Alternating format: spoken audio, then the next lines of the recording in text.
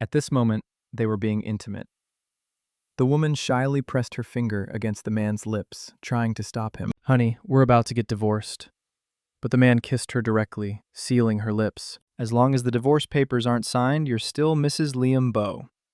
We should enjoy the moment while we can. Cherish every time we have." The next morning, Rana Sue dragged her tired body out of bed.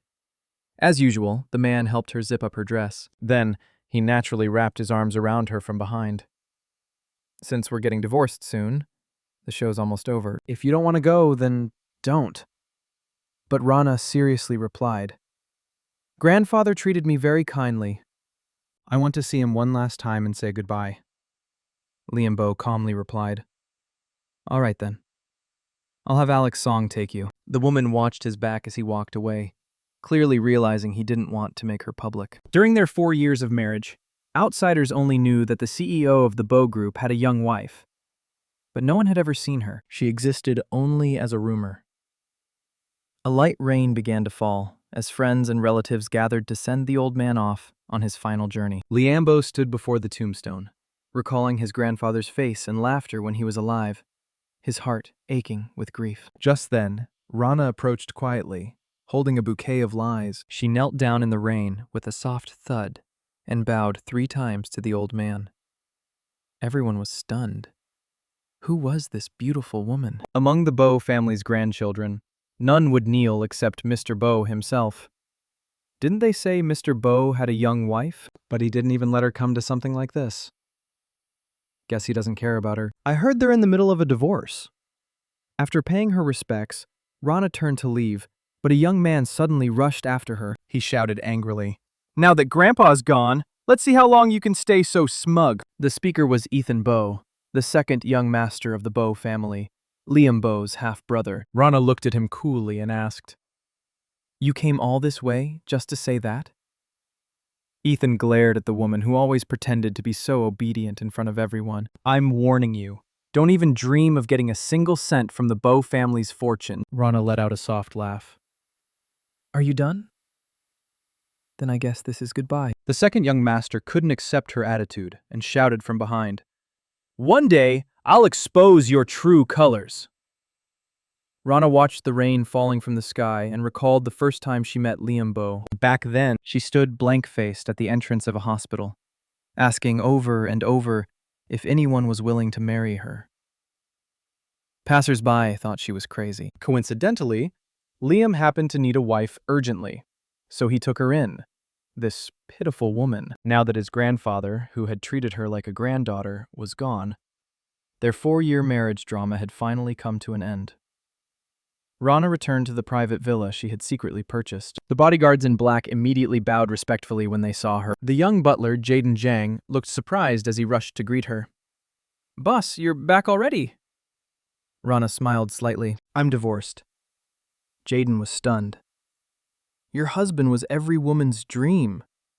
Liam Bowe is insanely handsome. You really let him go." Rana headed into the study, typing away on her keyboard. "Enough chatter. Give me the new season sales report." While speaking, she hacked into the city's traffic system, wiping all traces of her movements from the surveillance records. Just then, her phone rang. It was Liam calling. "Where are you? It's late. Why aren't you home yet?" Raya replied coolly. "Mr. Bowe, have you forgotten? We're already divorced." Liam frowned. "As long as I haven't signed the papers, the divorce isn't valid. Be good and come home for now." His tone sounded like that of a caring husband urging his wife to come home. Rana teased. "All right, honey. Wait for me for 30 minutes. The man heard the sound of a fingerprint lock opening. He looked up at her. "Where did you go?" Renea casually made up an excuse. "I'll have to move out soon. I spent the day house hunting." Liam closed his laptop. "You really don't want to consider taking this villa?" Raya walked up to him, playfully blinking her eyes. "I don't want to." The man pulled her straight onto his lap. "Don't you think it's a bit of a loss to walk away with nothing?" Raya gave him a seductive look. "In these 4 years, I've never argued with you or treated you poorly. You've always had the best food, clothes, and everything else. What have you ever lost?" Liam held her close. "Do you really feel nothing for me?" As long as you're with me, you can have whatever you want. But to Rania, this marriage had only ever been a lifeline. Nothing more. Once again, the man expressed his feelings through actions. Since the divorce was inevitable, why not cherish the time they had left? The next morning, while Rana was making breakfast, the man couldn't resist hugging her from behind. How about we do it right here? Rana's voice stayed soft. The noodles are about to get mushy. Move. Internally, she couldn't help but grumble. Wasn't this man just like a clingy puppy who never behaved himself? Just then, the butler suddenly called out, "Sir, a Miss Wang is here to see you." She was the rising actress who had just been in a scandal with him that very morning. Liam looked at the woman at the door with mild irritation. How did you even find this place? He turned to glance at Rana. Normally, a wife would be upset seeing another woman show up at her husband's door. But she just continued eating her breakfast, completely unbothered. Annoyed, he said to the butler, "Let her in." Selina Wang's large eyes swept over the shoe rack. There sat a pair of women's shoes. The rumors that President Bo had a wife turned out to be true after all. After finishing her meal, Rana placed her bowl in the kitchen and turned to go upstairs. "Honey, remember to wash the dishes later?" she said casually. Just as Selina stood there in shock, the man before her actually replied, "Okay, sweetheart." Then, with a blank expression, he looked at Selina. "I have to go wash the dishes now. Do you need anything else?" Felina was completely stunned. President Bo was supposed to be a cold, untouchable CEO, yet here he was, acting like an ordinary husband. What kind of woman had that kind of power over him? After washing the dishes, Liam went upstairs. When Liam saw that Rana was wearing a dress in the same color as Selina's, but somehow looking even more elegant and stunning, he teasingly asked if she was jealous. Rana calmly replied, "If Miss Wang has feelings for you, I think that's great. Once we're divorced, you can just marry her as your new wife." Liam felt a flash of irritation and pulled her into his arms. This woman was always so obedient and sensible. He used to love that about her, but now, for some reason, it just made him furious. So, he leaned close to her ear and whispered, "Come on a flight with me tonight. You've never been on my plane before." Raya felt a bit impatient inside. "Do I really have to go for that, too?" she thought out loud. She said sweetly, "Of course. As your wife, I wouldn't say no. I'd follow you anywhere, even through fire or storm." The CEO pilot himself, personally tending to such a beautiful woman. It made all the flight attendants who secretly admired him green with envy. Half asleep, Rana blinked her eyes open and looked at him. "You're here then. Who's flying the plane?" He brushed her forehead lightly. "The co-pilot took over my shift." "You're burning up." He then brought a cup of medicine to her lips, but Rana frowned, clearly unwilling to drink it. The man leaned in close, coaxing softly, "Be good and drink it. Don't make me feed you myself." Raya pouted playfully. "I'll drink it, but it's so bitter." Deep down, she just felt exhausted these past few days. Liam gently wiped the corner of her mouth. "Take care of yourself, okay? Don't make me worry." Rana nodded obediently. It seemed like she needed to speed up the divorce process. Things were getting increasingly unpredictable. When they arrived at their destination, the two stayed in a hotel. Rana thoughtfully massaged his shoulders. "Didn't we agree not to show affection in public?" she asked. He replied, "Why? You don't like it?" "It's not that," she said. "It's just, we're getting divorced soon." Hearing her bring up divorce every single day, Liam lost his patience and pushed her onto the bed. "If you're in such a hurry, then let me help you get it over with." He gazed at her intently. "The entire Clear Lake district will be yours." "Oh, please," she said. "A divorce gift worth $280 million? I can't possibly accept that." "Rania Sue, what could there possibly be that you can't accept?" The sound of the clerk's stamp echoed through the office, each holding a divorce certificate. They walked out of the Civil Affairs Bureau. Liam's cold voice broke the silence. "Where are you going?" "I'll take you." Rana calmly declined. "No need." The man frowned slightly. His once gentle, obedient wife, why had she suddenly turned so distant and cold? Rana waved toward the opposite side of the street, as a sleek Land Rover pulled up to the curb. From the driver's seat stepped a familiar young man, Jayden Zhang, the CEO of Serenity Pharma. He greeted Liam warmly. Then he took Rana's luggage and placed it in the trunk. Liam frowned as he watched her get into the passenger seat. So that's why she'd been in such a hurry to divorce. She already had someone else. Renea waved at him with a bright, radiant smile. In 4 years of marriage, she had always been gentle and reserved, never smiling so freely. From now on, she would never coquettishly call him honey again. Maybe that was for the best. Peace and quiet suited him just fine. Instead of returning to her villa, Rana went to the Southern Mountain Cemetery. Kneeling before the Bow family patriarch's grave, she whispered, "Grandfather, I'm sorry. Liam and I are divorced now. I hope you won't blame me from the other side. I'll come visit you whenever I can." She finished speaking and turned to leave, but she saw him standing not far away. Of all places, they had to run into each other right after parting ways. What a cruel twist of fate. Expressionless, Rana walked past him. Liam reached out and grabbed her arm. "What are you doing here?" "I came to visit grandfather," she replied. "Then what's your relationship with Jayden Zhang?" he pressed. "Did you want a divorce because of him?" She struggled to break free from his grasp, not even glancing back as she strode away. Liam froze for a moment. Could this really be the gentle, delicate Rana he once knew? Call came in from his assistant, Alex Song. "Sir, Selena Wang had a cable accident on set and broke her leg. She's been taken to the hospital," Liam replied calmly. "Have her wait there. I'll be there right now." At the hospital, Alex hurriedly gave him a quick update on Selena's condition. Liam looked up but paused in his steps. At the end of the corridor, a group of people had just exited the elevator. Leading them was a woman in a white coat. It was his ex-wife, Rana, whom he had just seen. There was no denying it. This woman was stunning, and she looked amazing in anything she wore. He couldn't help but picture them together intimately in his mind. A nurse announced that everything was ready, and the surgery could begin. Rana walked past Liam with a cold demeanor. She reminded everyone behind her to focus and stay sharp. Alex couldn't believe it and quietly asked, "Sir, you're sure that was Miss Rana just now?" Liam grounded his teeth and said, "It was her." Could this really be his uneducated, clumsy wife? She hadn't even had a proper job and didn't finish college, had she? Alex hesitated. Then what about Miss Wang? Liam barely paid attention to Selena, only instructing him to handle things, as long as he wasn't dragged into any media hype. Liam pulled a young nurse aside and reluctantly asked if the doctor from earlier was really someone named Rana. The nurse jumped in surprise.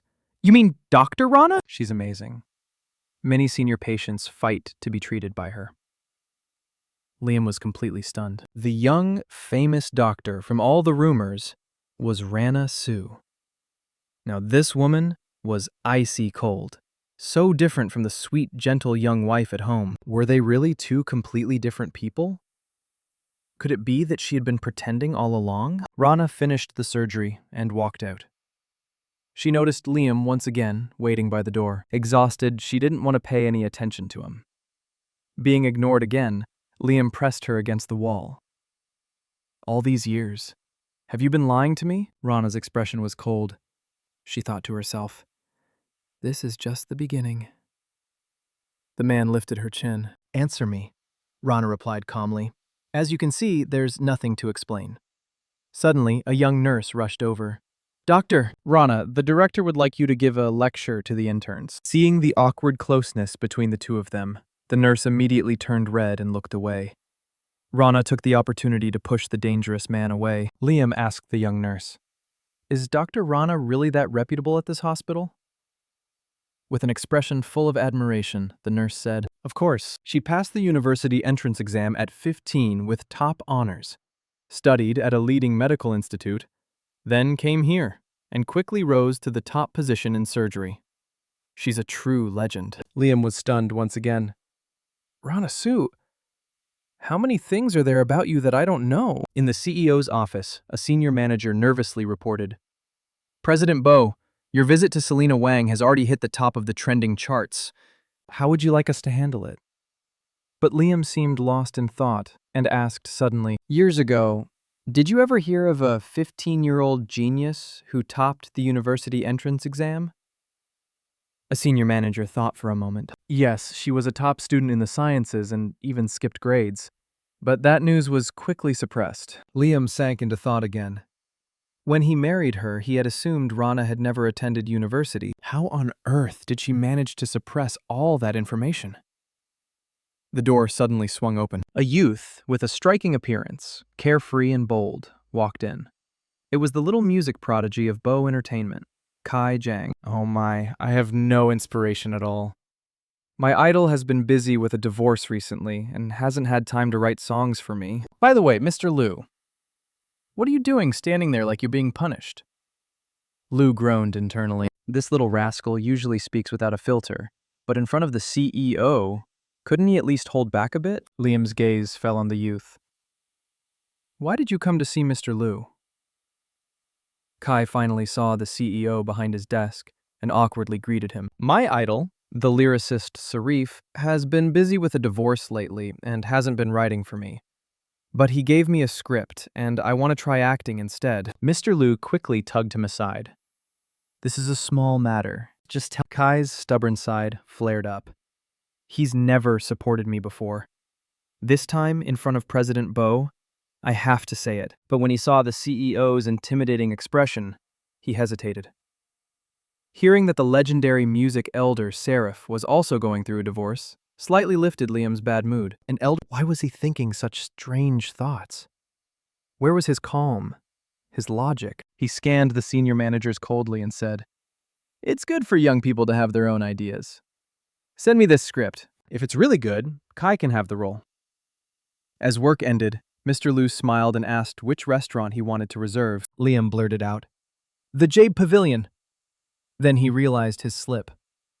Wasn't that Rana's favorite restaurant? She was probably using a pity tactic, lying in her hospital room, blaming her manager. How could this happen? I'm seriously injured, and President Bo still hasn't visited. Did you even tell him? The manager comforted her, saying, "Not to worry. He would come eventually." Selena glared at her swollen foot, which looked like a dumpling. This is all your fault for giving such bad advice. You said I'd be fine, and now I've twisted my ankle.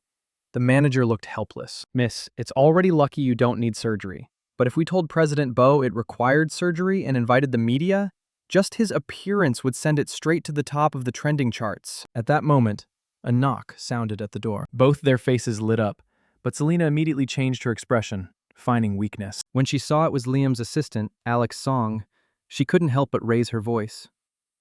Why are you here? Where's President Bo? Alex quickly read her thoughts. Sir sent me to check on you.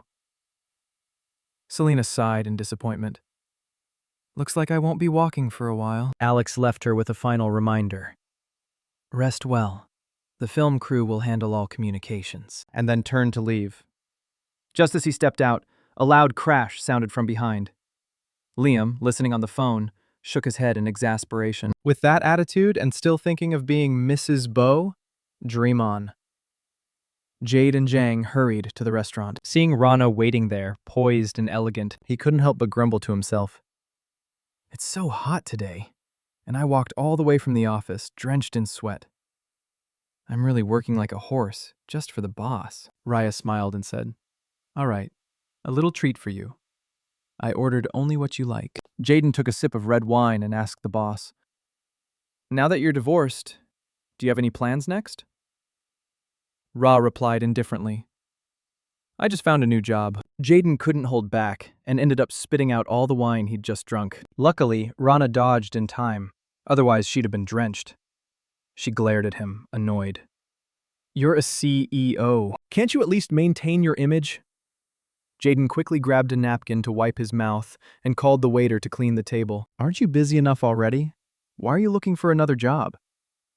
Ra's mood for the meal was completely ruined by this guy. She said, You'll learn eventually. First, show me the cooperation plan. To make discussion easier, Jaden decisively sat next to Rana. They began going over the plan together. Liambo entered the restaurant, accompanied by a group of people. He immediately noticed the two of them leaning close together. The sight made him uneasy, and his expression instantly turned cold. Rana also sensed the tense atmosphere and looked up. Wasn't that her ex-husband, President Bo, running into him during a meal? What a small world. Jaden noticed Rana was reviewing the plan and suddenly went quiet. He stood up with a smile and approached. I was wondering who that was. Oh, it's President Bo. Liam's voice was cold. Mr. Jang, eating with your girlfriend? Why not join us instead? Jaden replied, Fine, but I should ask my girlfriend first. Jaden and Rana quietly discussed how to handle it. Finally, Rana politely said, Since President Bo invited us, of course, we can't refuse. Rana was about to sit at the far end of the table, keeping her distance from Liam, when the CEO coldly said, The air conditioning is too strong over there. Sit next to me. The senior managers whispered among themselves. The boss is actually inviting Jaden Jang's girlfriend. What's going on?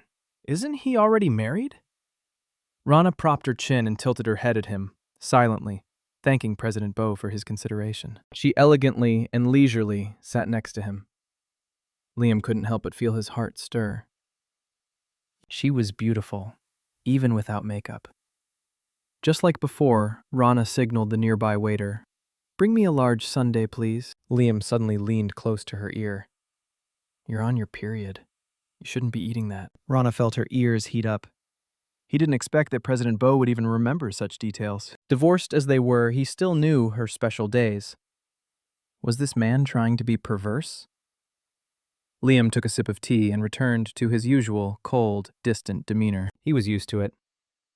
Jaden clenched his fists, lowered his head, and tried to hide the sadness in his eyes. The two sundaes that had just been served were immediately ordered to be taken away by Liam in his domineering manner. The waiter trembled, apologizing. I can't. These were ordered by Miss Rana. A senior manager quickly added, We'll pay for this table. The waiter politely bowed. Even if you pay, I cannot serve it. I only take orders from Miss Rana. The senior manager was momentarily stunned. Could she really be some important figure? To the point of ignoring President B's authority. Rana let out a small smile. Never mind. I won't eat it. Jaden immediately flattered her. Let me carry your bag, please. Even more astonishing, every single staff member in the restaurant, including the managers, respectfully escorted her to the front door. Liam's face darkened to the point it looked like it might bleed ink. She'd only been divorced a few days, yet she was openly flirting with Jade and Jang, and now this ambiguous display, coming and going as a pair, was unbearable. The senior managers wore strange expressions. This Rania Su could summon Jaden Jang, CEO of Serenity Pharma, at will. Even President Bo had never received such treatment. Only she could make the big boss this furious. Back at home, she changed into comfortable, dry clothes, opened her laptop, and asked Anna Lynn, her superior, what the situation was. Anya said the other party was offering $500,000. Would she accept? Raya smiled faintly. Of course I'll accept. Who's asking for help? Send me the documents and their requirements. Anna paused. The other party has anonymized their information. Raya squinted slightly. Hiding the information, huh? Seems they don't want us to trace it. Anna said, This is a very tricky case. Your network tracing skills will be crucial. If you handle it, you could help thousands of people. Raya replied calmly. I'm not that great. Tell them I'll deliver in 3 days. 2 minutes after hanging up, she received the case details. She was to trace a man who had embezzled money, caused an accident, and fled. The man had been managing an unfinished real estate project, and employees left one by one due to unpaid wages. Meanwhile, the construction workers he had hired were left stranded, penniless. At this moment, somewhere abroad, a figure cowered, stealthily emerging from a trash bin. He had been hiding in Eastern Europe for 10 days. No one was chasing him for debts. Half a year had passed since the pursuit began, so they had likely given up. He found a small inn to clean up, then called the local gang leader. What kind of house do you want? It has to be a villa, at least with a pool and a garden. Money is no object. But he didn't know that back in the country, A woman was using advanced hacking skills to trace him. Rana worked through the night, shutting down her computer only at dawn. She flopped onto the soft, large bed and closed her eyes. Not long after falling asleep, the phone rang. Rana suppressed her irritation and answered. An indifferent voice came through. "I heard you're Ethan B's sister-in-law." Rana, already awakened and in a bad mood, asked sharply, "What do you want?" Half an hour later, Rana led someone to storm into the Jong residence. "Wasn't Caleb Jong looking for me? Where is he now?" Two bodyguards sighed behind her. "What nerve does the Jong family have to mess with our boss? I don't think hell be forgiving this time. This should be interesting." The second young master of the B family had been tied up after losing a fight. In the living room, a tied-up youth lay on the floor casually. Ethan Bow glared at her irritably. "Why are you here?" Ronnie's expression was cold. "I'm obviously not here to pick you up." Ethan was taken aback. Ignored, Caleb Jang stepped forward, furious. Who exactly was this woman? Did she even respect the Jang family at all? Leo Jang, his nose bruised and face swollen, shouted arrogantly from the stairs. "You must handle Ethan properly." My mouth hurts. Rana's eyes narrowed slightly with a mischievous gleam. She raised a whip and struck.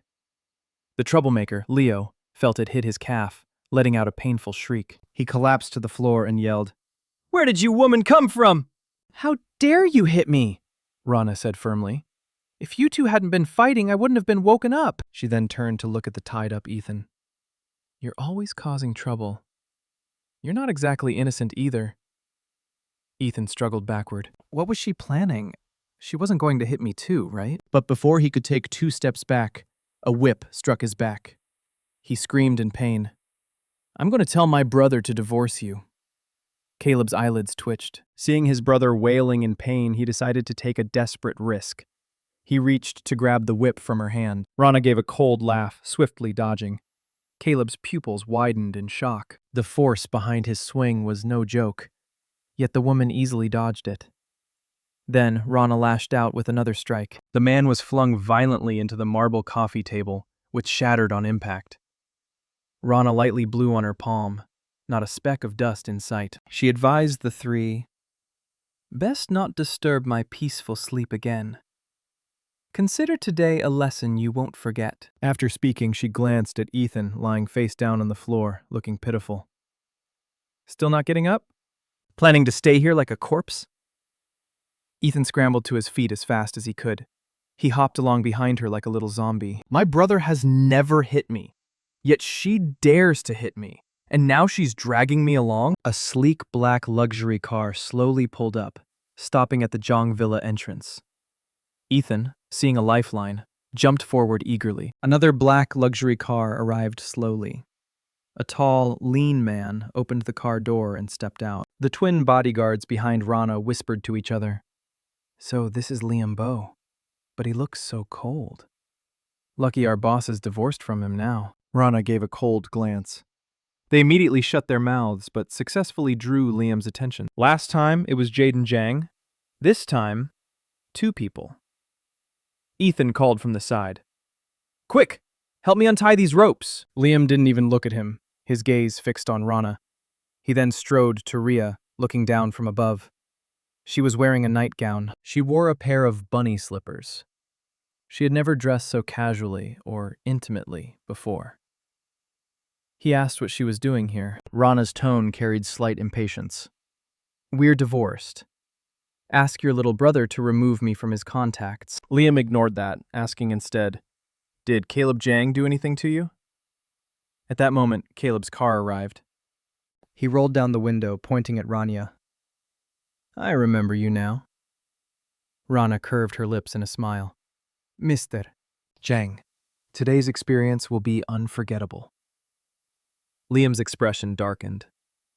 "Caleb, what are you planning with my tied-up brother?" Caleb snapped irritably. "My brother got seriously hurt by this woman. We have to go to the hospital now." In truth, it was he who was seriously hurt, but he didn't have the face to admit it. Liam felt a shock in his heart. Did Rana really injure him so badly? This woman at home couldn't even open a bottle cap on her own. Caleb, what are you joking about? Even if you wanted to frame her, there's no way you could do it like this. Ethan trembled as he stepped forward to report. Brother, he's not lying. I got hit too.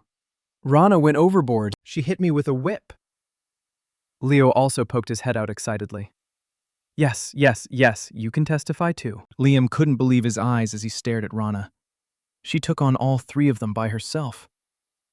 Rana raised an indifferent brow. What's the matter? You planning to defend them?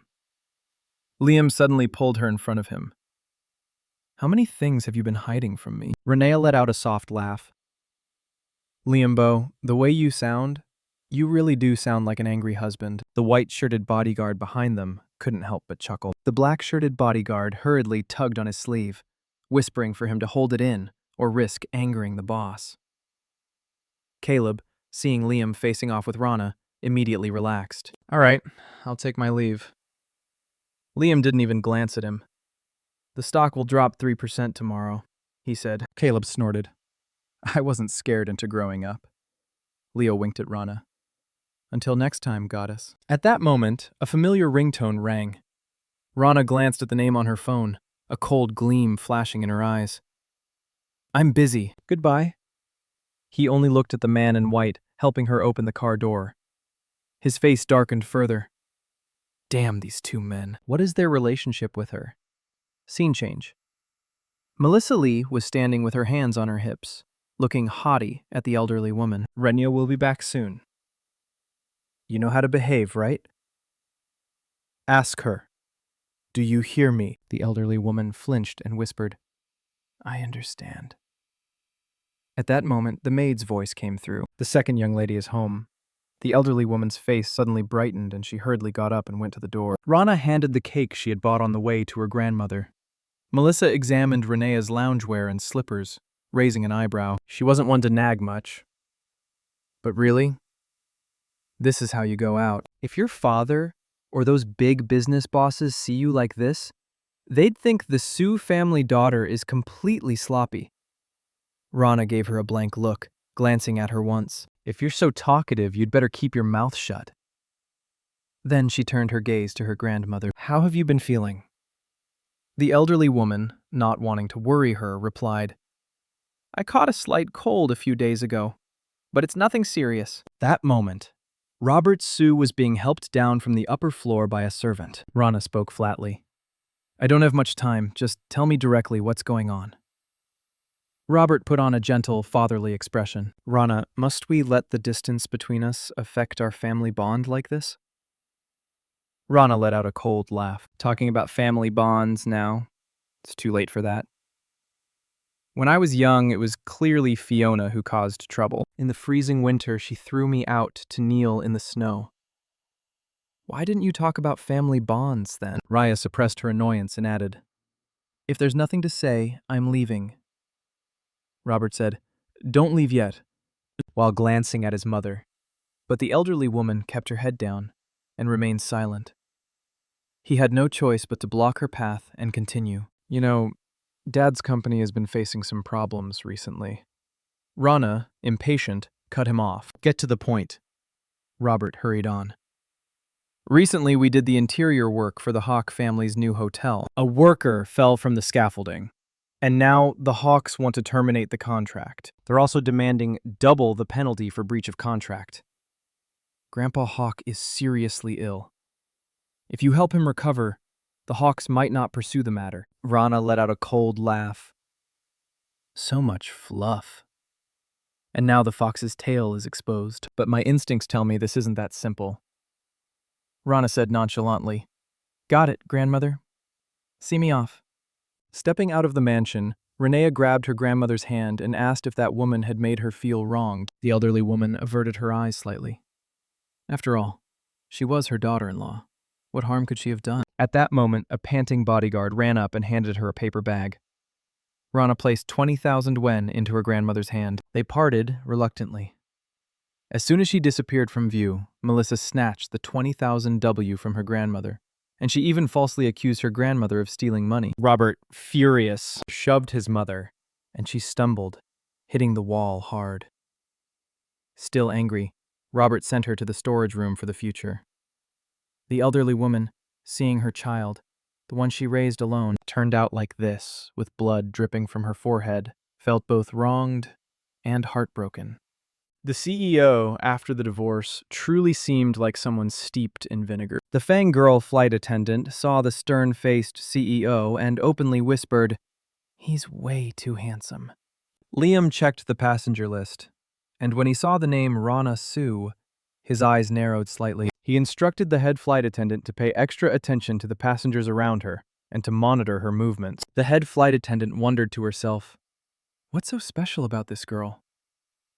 At this moment, Rana was resting with her eyes closed. Beside her, a blond man, captivated by her beauty, kept a careful watch on her. The head flight attendant casually made a round and returned to Liam. Miss Rana slept for a while, but the male passenger next to her woke her up, and even helped her pick up her things 3 times. The man's name was Marco, from Italy. Liam frowned. This man was definitely doing it on purpose. The co-pilot calmly continued flying the plane. Liam observed everything as normal. He then brought a glass of strawberry water to sit beside Rana. She really didn't want to pay him any attention. Since they were divorced, it would be better to act as if they were strangers. Liam ignored her coldness and offered her the strawberry water. "This is your favorite drink." Rana refused, thinking it was from the past. Now she didn't like it and told him not to disturb her rest. Liam looked at her intently. He also wanted to rest. Raya gritted her teeth and said, "Then please go back to your own seat." Liam reached out to brush a strand of hair from her face, then kissed me once, and I'll leave immediately. Rana slapped his hand away, sending it flying from her hair. Then, hearing him ask if that guy was handsome, Renea knew exactly who he meant and found him unbearably annoying. She decisively closed her eyes and went back to sleep, too lazy to pay attention to him. Liam leaned close to her ear and whispered, "So, you're silently admitting he's not handsome, huh?" Rana suddenly opened her eyes. "Mr. Beau, have some self-respect." The man took the opportunity to wrap his arms around her slim waist. "You used to like it most when I nibbled your ear, just like now."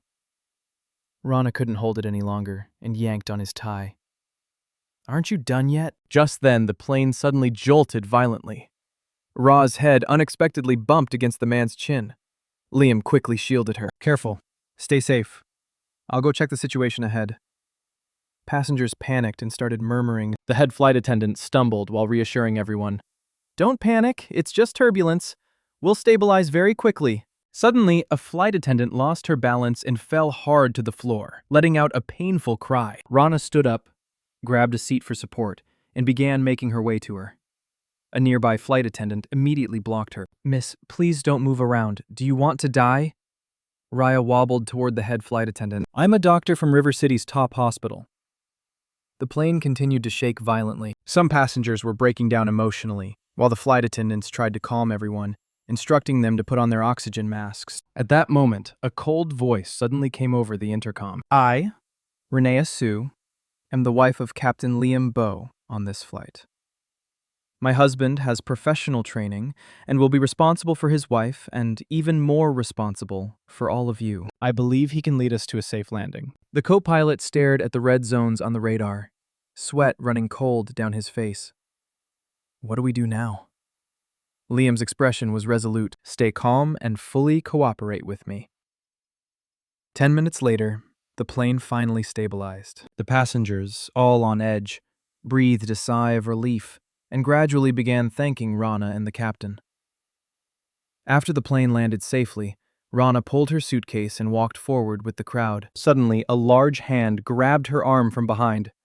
"Mrs. Beau, where do you think you're going?" Raya cast a cold glance at the man. "The head flight attendant of your crew was injured." "I only went to comfort the passengers, that's all." Liam suddenly felt a flash of irritation. "I just came to tell you this is the only time you get to use the title Mrs. B." Rana let out a cold laugh. "I was thinking the same thing. This was just a coincidence. Don't worry. I won't cling to you." With that, she turned and walked away. Liam had expected her to linger in her Mrs. Beau role, but this ruthless woman completely ignored him. The luxury car rolled smoothly to a stop at the gate of the estate, and 2 rows of men in black immediately bowed respectfully. Ken Lin hurried forward to greet her. "Boss, why are you here alone?" Rana removed her sunglasses and asked about the situation. Ken's face was full of worry. "The gang is trying to take over our territory. The other night, they deliberately set fire to our warehouse and caused a scene at the local police station. The local police negotiated with the gang's deputy leader and decided that we should face off against their boxing champion, Henry." The others chimed in. "That's right, boss. Even though our Nightshade members are skilled, we're still a step below this boxer." Rana scanned everyone coldly. "Send me all the files on that boxer. Also, I've been on a plane all night and I'm exhausted. I need to rest now." She slammed the door behind her. A group of underlings muttered angrily. What was the elder thinking, passing the clan leader position to a useless woman? Why not let Ken be the leader? Kenlin remained silent the entire time. Meanwhile, in an underground arena, the crowd was noisy and excited as the final match between Henry and the mysterious challenger was about to begin. Liam sat in a private room on the second floor. A bearded man poured him a glass of red wine. "You're here to watch the final showdown between Nightshade and the gang. Ever since the old leader passed, Nightshade hasn't been the same." Liam was slightly surprised. He hadn't been back in 4 years, and now he stumbled right into a major event. He asked, "Doesn't Nightshade have a new leader now?" The bearded man sneered. "I heard it's a woman. What can women really do these days?" Liam suddenly thought of his enigmatic ex-wife. Maybe it's not that simple. Having just come from a session with his psychologist, he rubbed his temples and confided in his longtime friend. "At first, I only married because of my grandfather's pressure. During the 4 years of marriage, she was gentle and considerate. But after the divorce, I realized she treated the marriage like a game. I never knew she had so many sides." The doctor raised his brows at his longtime friend. "You're smart. Divorce alone won't give you an anxiety disorder. Did you have any real feelings for her? Or did you just overlook her? Never really understand her. Or maybe she deliberately hid herself."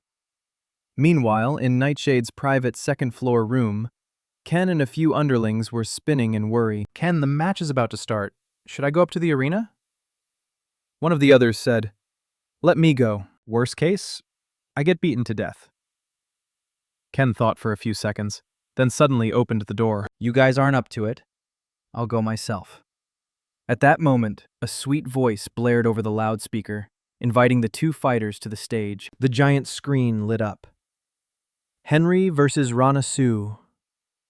The audience instantly erupted with excitement. Nightshade really went all out this time. They actually brought in the underground legend Shadow Orchid. But wasn't Shadow Orchid missing? I heard they were dead. Ken, who had just reached the edge of the ring, froze in shock. Shadow Orchid was a living legend.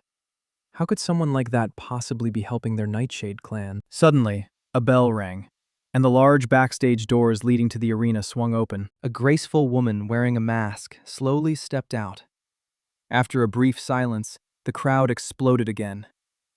Wait, Shadow Orchid is a woman? No way. This has to be fake. Up on the second-floor balcony, Liam leaned against the railing. The moment he saw the woman, his heart nearly stopped. Rana? What the hell was she doing in the ring? Had she lost her mind? Liam went wild, shoving through the crowd as he ran toward the ring. "Rana, is this why you came to Italy?" He yelled at the top of his lungs, using every ounce of strength he had. "Down from there! Are you trying to die?" But Rana completely ignored him. The woman impersonating Shadow Orchid must be punished. She deserves to die, someone in the audience shouted. At exactly 9:10, the match began. Amid roaring cheers, the 2 fighters lunged at each other simultaneously. In a blur of lightning-fast motion, the woman on stage delivered a powerful kick straight to Henry's face. That single kick instantly provoked Henry's beastly rage. The 2 exchanged a flurry of blows. Henry never expected that the slender woman could be so terrifyingly strong. After several rounds, the woman suddenly twisted her arm and locked his neck in a chokehold. Then, with a swift kick, she sent the massive man flying off the ring. The crowd went absolutely wild. Oh my God, she really is Shadow Orchid. To see the real face of Shadow Orchid before I die. No regrets. someone shouted. Liam could only stare in shock at his ex-wife standing fierce and unstoppable in the ring. Who was this woman really? How many secrets was she still hiding? At that moment, a tall, handsome European man rushed up to her, eyes wide with emotion. He wrapped her in his arms. "Oh my God, it's really you. You're alive. That's incredible." Liam stood frozen, staring at the man's hands on her. Wasn't that Wilson? The leader of the rival gang? Why was he getting so close to Rana? And besides, this woman always seemed to attract attention from men wherever she went. Actually, Wilson was also the owner of this underground ring. He was visibly agitated. "Where are you going? You're alive.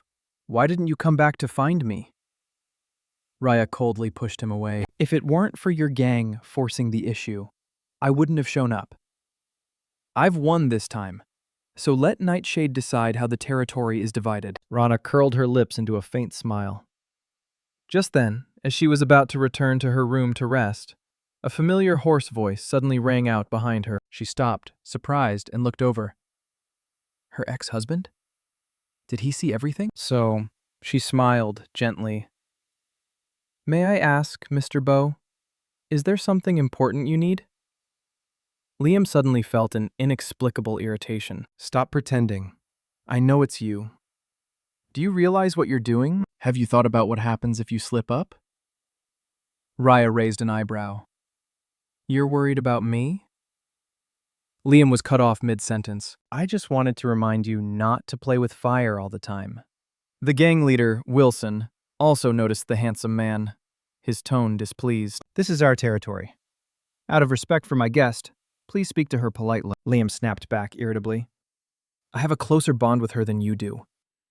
Wilson wouldn't back down either. "I've got a life and death connection with her."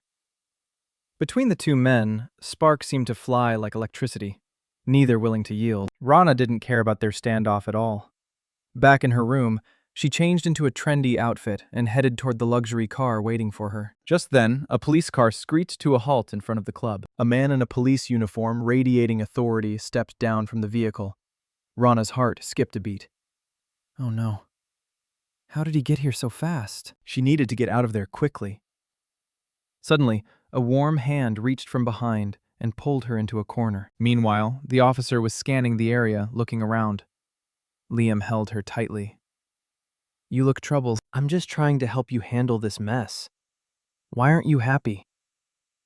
Raya flung him off. "You're so annoying." She peeked out to see that the obnoxious guy was still lingering outside. Before Liam could react, Rana grabbed his collar and looped her arms around his neck. "Consider this me settling a debt first." Liam instinctively held her slim waist, but it still wasn't enough, so he adjusted his hold. Then he lifted her chin and kissed her. Rana froze completely. This damn man was taking advantage of the moment to get what he wanted. Meanwhile, the police officer made a wide sweep, but couldn't find any sign of Shadow Orchid. Annoyingly, he spotted a dazzling couple acting disgustingly sweet nearby. Once the officer left, Liam finally released Rana. "Weren't you just complaining that I was annoying? How do you plan to repay this debt now?" Raya composed herself and replied calmly. "As you can see, someone's after me. I have things to do, so we'll talk next time." Liam stubbornly insisted. "No, you have to settle it right now." Meanwhile, Wilson casually draped an arm around the man. "Can't find the person in your heart, huh? Never mind. If she wants to see you, she'll show up naturally." The man pushed Wilson's arm away in frustration. "How is she?" "Is she okay?" Wilson said loudly. "She's fine. Back then, I thought she was dead after that incident." The man frowned. "I want to know what really happened too, but she refuses to tell." Rana scanned the room and sneered. "Who knew Liam could be so old-fashioned? Letting me stay one night at his hotel? Is this the debt he wants me to repay?" Liam poured wine at the bar and said, "The room is big with an extra bedroom. Don't worry, I won't do anything." Rana hadn't expected his scheme to be so deep. This room almost perfectly mirrored our wedding villa. He arranged it deliberately, making it hard not to misinterpret. It's meant to tempt me, isn't it? So, tell me, what exactly do you want? Liam handed her a glass of wine. I won't do anything. When have I ever tricked you? But over the years, you've hidden so much from me. What's your relationship with Nightshade? And what's Shadow Orchid all about? Rana pushed his hand away irritably. We're divorced. What good does knowing this do? If there's nothing else, I'll go rest. You keep the good wine for yourself, Mr. Beau. Rana went to the extra bedroom to shower, then opened her laptop. Only 3 days left to complete the tracking mission she needed to speed up. She focused intensely, tracking every trace of her target. Suddenly, the doorbell rang, cutting off her thoughts. She couldn't hold it in anymore. She flung the door open to the living room. Liam's phone had fallen on the coffee table. She grabbed his phone and angrily knocked on the bathroom door. His phone kept ringing non-stop. What a nuisance. Liam stuck his head out and glanced around. Then he ran a hand through his hair, wrapped only in a towel at the waist. You jealous? He asked. Your hands are wet. Answer it for me. She took the phone to him. And the moment the call connected, a coquettish voice came through. Liam, what are you doing? Rana's face immediately went dark, and she flung the phone at him. Liam took it and said coldly, I've got something to do. I have to hang up. Inside, he felt a secret thrill. This woman was definitely jealous. Rana went back to the bedroom and fell asleep. Late at night, when everything was quiet, Liam came to the foot of the bed and watched her peaceful sleeping face. He couldn't help himself and kissed the lips he'd dreamed about for so long. Rana, a light sleeper, suddenly opened her eyes. The man stared at her for a long moment. Was this just a forced kiss? Liam's hoarse voice sounded, You're awake. Rana blinked at him, then let out a soft moan. What's wrong? My body's responding. Maybe I was just exhausted today. Strangely, she didn't push him away, and so their long night began. The next morning at the airport, they returned to acting like strangers. Rana felt remorseful. Last night had been out of the ordinary.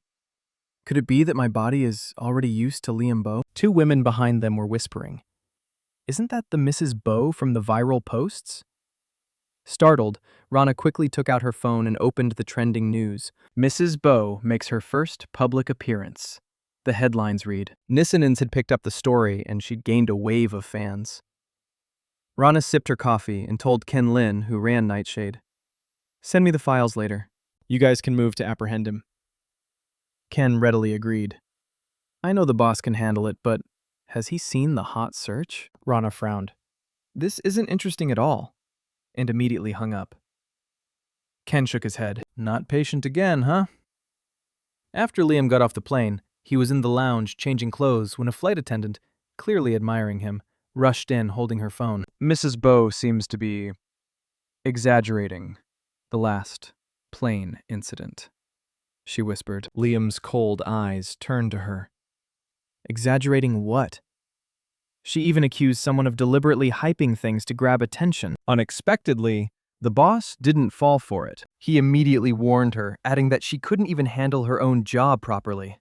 From now on, I don't ever want to hear anything from you about my wife, he said. Truly, his skill at protecting his wife was top-notch. At this moment, Rana was reviewing documents and taking notes, while Jaden Jang casually glanced over. Boss, it's so late. Why haven't you rested yet? Rana didn't lift her head. I have a surgery tomorrow. Meanwhile, the TV reported that the overseas labor debt kingpin had finally been caught. According to the official report, the famous hacker Lin had played a major role in the capture. Jaden leaned in like a hound next to Rana. No wonder hacker Lin is so famous. That notorious villain is finally caught. Rana didn't even glance at him. Jaden chuckled. Everything I said comes from the heart. Rana tapped his head. Honestly, you talk nonsense all the time.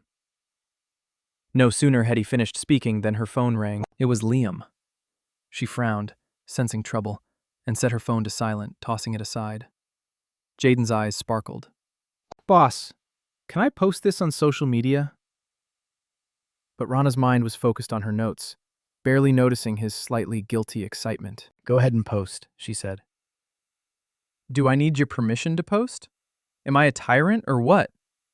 Jaden quietly rejoiced and took a quick angled photo of her. This is from me, okay? Little did they know, the boss was silently furious. He had called Rana more than 10 times, all ignored.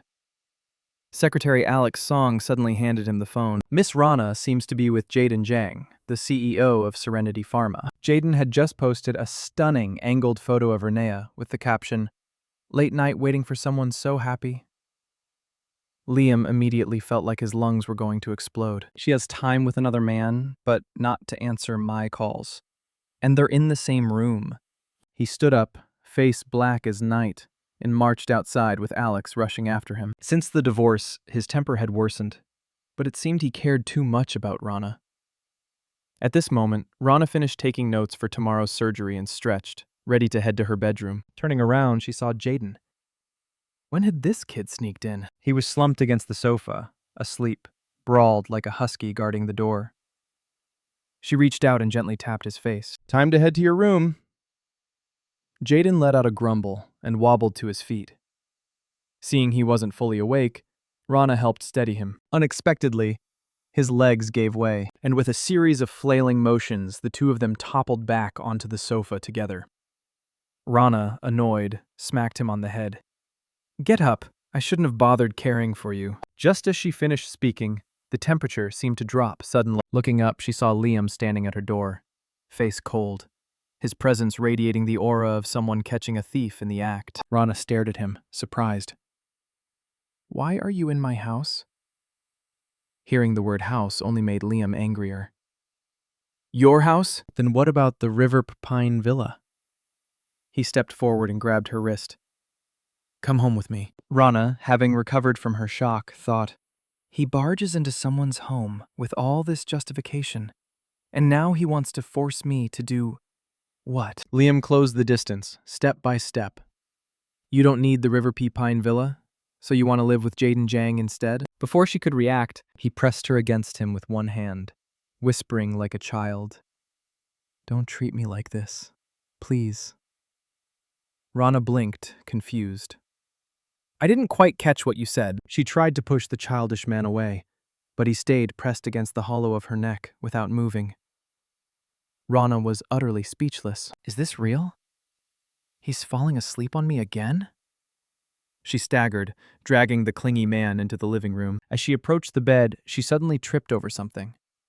Liam used the momentum to pin her onto the bed. Rana struggled, trying to push him off. Suddenly, a husky, magnetic voice whispered into her ear, "If you keep moving, I can't promise I won't do something else." Raya glared at him, holding back her anger. "You're awake, so let go of me already." Rana turned her face away in irritation. "If you're not well, don't be running around." "I don't want tomorrow's trending news to be CEO Bo collapses at my house." Liam leaned close to her ear, smiling affectionately. "My body's fine. At least, stronger than that other guy out there." Unexpectedly, Rana grabbed his tie with one hand. Suddenly, she launched a counterattack, straddling him. Then, "CEO Bo, sleep well." She wrapped him tightly in the blanket. The proud CEO wanted to be furious, but he couldn't move. Never in his life had a woman teased him like this. The next morning, the two men almost simultaneously stepped out of the living room. Jaden's hair was a mess, sticking out in every direction, eyes wide open. Liam, the annoying guy, why was he in this kid's house? Rivalry had them glaring, re-dyed. Jaden pointed at the man as if he weren't an outsider at all. "Rana, what's going on? Why is he here?" Rana had long since given up on this pig of a teammate. "Why don't you check my social media first?" Jaden awkwardly opened his phone. To his surprise, the top trending topic featured an article about the supposed couple, CEO Bo and Jaden Zhang. His head spun. It's a miracle the boss didn't strangle me on the spot. Rana, fed up, didn't want to watch these two men perform a royal harem drama anymore. She stood up. "I have a surgery to attend to, so I'll go ahead." Liam scooped a fried pastry into her bowl. "Not eating? You used to always say breakfast is a must." Seeing Rana ignore him, he stood, grabbed her hand. "I'll take you." Raya coldly flicked his hand away. "No need. I have a car. Liam arrogantly pointed toward the roof. Aren't you in a hurry? My private plane is up there much faster than your car. Raya froze. Did this man really fly in last night? Meanwhile, at the hospital, the director was reassuring Mr. Chase. Dr. Rana will be here soon. Mr. Chase cut him off. If it's Dr. Rana, then I'm at ease. As the two spoke, the door suddenly creaked, and a tall, elegant figure stepped into the room. Mr. Chase, in 5 minutes, you'll be going into surgery. I'll be the lead surgeon. The Chase and Bow families have been close for generations. When old Mr. Chase saw Rana's beautiful eyes, he was slightly startled, feeling he had seen those eyes somewhere before. Miss Chloe Chase, the eldest daughter of the Chase family, waited anxiously outside the operating room with her mother. Mrs. Chase reassured her. It's the renowned Dr. Rana performing the surgery. By the way, has Liam been informed about such a big matter? Chloe smiled brightly. I'll call him. Mrs. Chase patted her hand. Go ahead. It's best to let him come see for himself. An hour later, Liam arrived at the hospital, wearing a brown windbreaker. Time passed slowly, and the operating room door suddenly opened. Rana emerged, looking exhausted. Mrs. Chase, slightly haughty, asked, Doctor, Rana, how is my father? For patients' relatives like this, Renea usually ignored them, and her assistant quickly replied. The surgery was very successful. Mrs. Chase angrily blocked Rana. I'm asking you, what kind of attitude is that? Rana didn't stop walking. You can ask my assistant, she said. Mrs. Chase, furious, yelled, I want to hear it from you personally. If something happens to my father, what good is an assistant? Liam knew Mrs. Chase was notorious for ignoring reason and worried Rana couldn't handle her. So, he started to step forward to help her out. But Rana let out a cold laugh. I think you should understand. If it weren't for the respect I have for the hospital director, I wouldn't have even taken this surgery. Want me to explain your father's condition in person? That comes at a price. Mrs. Chase was completely silenced by Rana's words. Liam watched her cheeks puff in anger, realizing he had almost forgotten just how sharp-tongued she was. Since the divorce, the ex-CEO had been like a hunting dog, running into her everywhere. Mrs. Chase roared haughtily at her. I don't care if you're Dr. Yang or Dr. Rana. You have no professional ethics at all. Chloe stood beside her, continuing to echo her mother. Chloe felt a little embarrassed. Liam, so about tonight's banquet. Hearing the words banquet, Rana froze in her tracks. She had almost forgotten about the dinner. Jaden shamelessly pleaded with her. Now the whole world knows I have a goddess. If this time I can't get her to appear, what's the point of my handsome face? Liam glanced back at Rana. He had originally planned to invite her along, but now, with Mr. Chase just out of surgery, he needed comforting. With her skills, you can rest easy. The old man's dark eyes seemed to be recalling something. She must be about Chloe's age. So Liam was stunned. Could it be that Mr. Chase and Rana had some deep connection? At 8 p.m., the scene at the party was filled with beautiful stars gathering. Rana and Jaden stepped out of the car and immediately caught the reporter's lenses. Jaden Jiang, this diamond heir, actually has a girlfriend. This woman, some C-list star. I don't— Boss, you could easily get by on your looks, but you rely on talent. Look, these people are all bowing under the sway of your dress. Rana gave him a cold glance and went silent. Jaden laughed even more enthusiastically. Wow, can't even praise you properly. Rana lightly nodded. He was just stating facts, not really praising her. Suddenly, the crowd erupted into cheers. It turned out Liam had also brought a female companion. Chloe looked on with envy. Who is this sea Easter stealing my spotlight? Liam's expression instantly darkened. She was Jaden's companion. Suddenly, the sound of loud footsteps echoed. Liu Jung excitedly rushed over, shouting and making a scene. My goddess, you're here too! I knew it. Luck must be favoring me. Fate has arranged for us to meet here. Before he could finish his endless praise, his older brother Caleb violently cut him off. Shut your mouth. Be quiet. Leo pouted in frustration and stretched out his hand. Goddess, please have mercy. Can you fulfill my small wish and shake my hand? Renea remained cold, not even turning her head. Leo's teenage heart shattered into pieces. In front, the host held a glass of red wine. CEO, Julian Hawk. Hearing a woman say, "Impossible," he thought to himself, "What a beautiful voice." Liam stepped into the hall, his gaze constantly tracking Rana's voice. He was about to step forward and pull the woman along. Not paying attention, he stepped on the hem of the dress of the woman beside him. Chloe yelped and almost fell flat on her face. Liam quickly reached out to steady her, but the commotion had already caught Rana's attention. She gave the two of them a cold glance before turning away. Meanwhile, the CEO saw her surrounded and being doted on by all these men, and he was about to explode with jealousy. He strode up to her, irritated, and said, "Sit next to me." Rana looked up at him with an innocent expression. "Sorry, I'm currently the companion of CEO Jang. Maybe you should be with your female companion as well." At that moment, the host on stage announced that the auction was officially starting. Rana smiled at the man standing stiffly in front. It would be better if Liam found a seat, as standing there blocked the view for those behind him. Liam reluctantly turned and walked to the front row seat. This woman was truly different from before. The little scene between them had also caught the attention of host Julian Hawk. Who was this girl daring to challenge Liam Bowe like that? The auction proceeded smoothly, without any disorder, as the host announced with enthusiasm. The next item up for auction was an original painting by Miss Chloe Chase, starting at 100,000. Jaden leaned close to Rana and whispered, "What do you think of this painting?" Rana didn't even lift her eyelids to judge. Then she casually nudged the man in front with her foot. "Liam, aren't you going to bid for your little sweetheart?" However, the man calmly said, "Don't play around," in a tone both indulgent and commanding. Renya pouted, finding it completely uninteresting.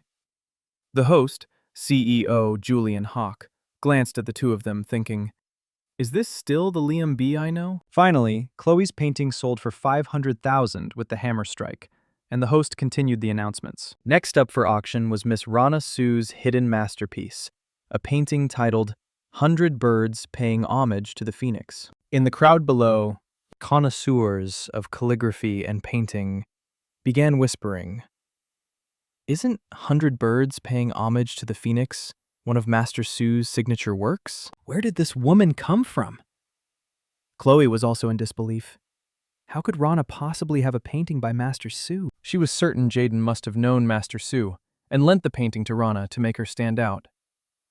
She leaned over and whispered to Liam beside her, "I think this painting was a gift from CEO Jang to Rania.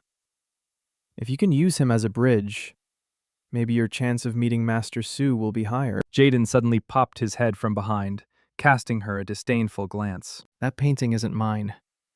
It belongs to Rana Sue herself. I'm not eavesdropping. You know, your voices are just so loud that even I can't admire the goddess in peace."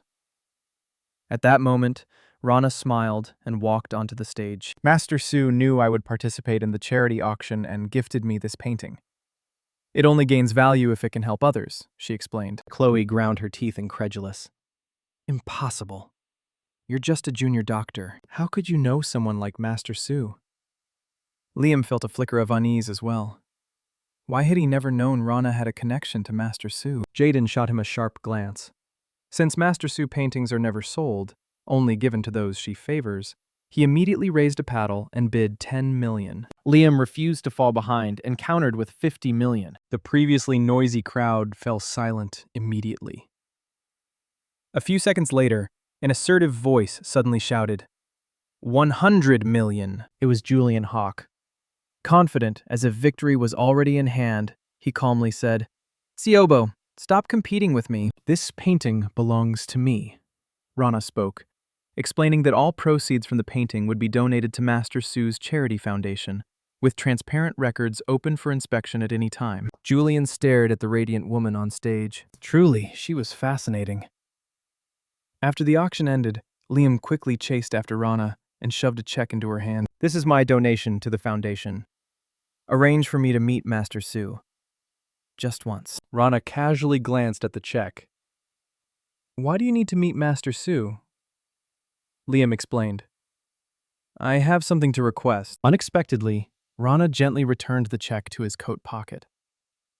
Sorry, I can't arrange that for you. She then linked arms with Jaden and walked away, leaving Liam boiling with anger.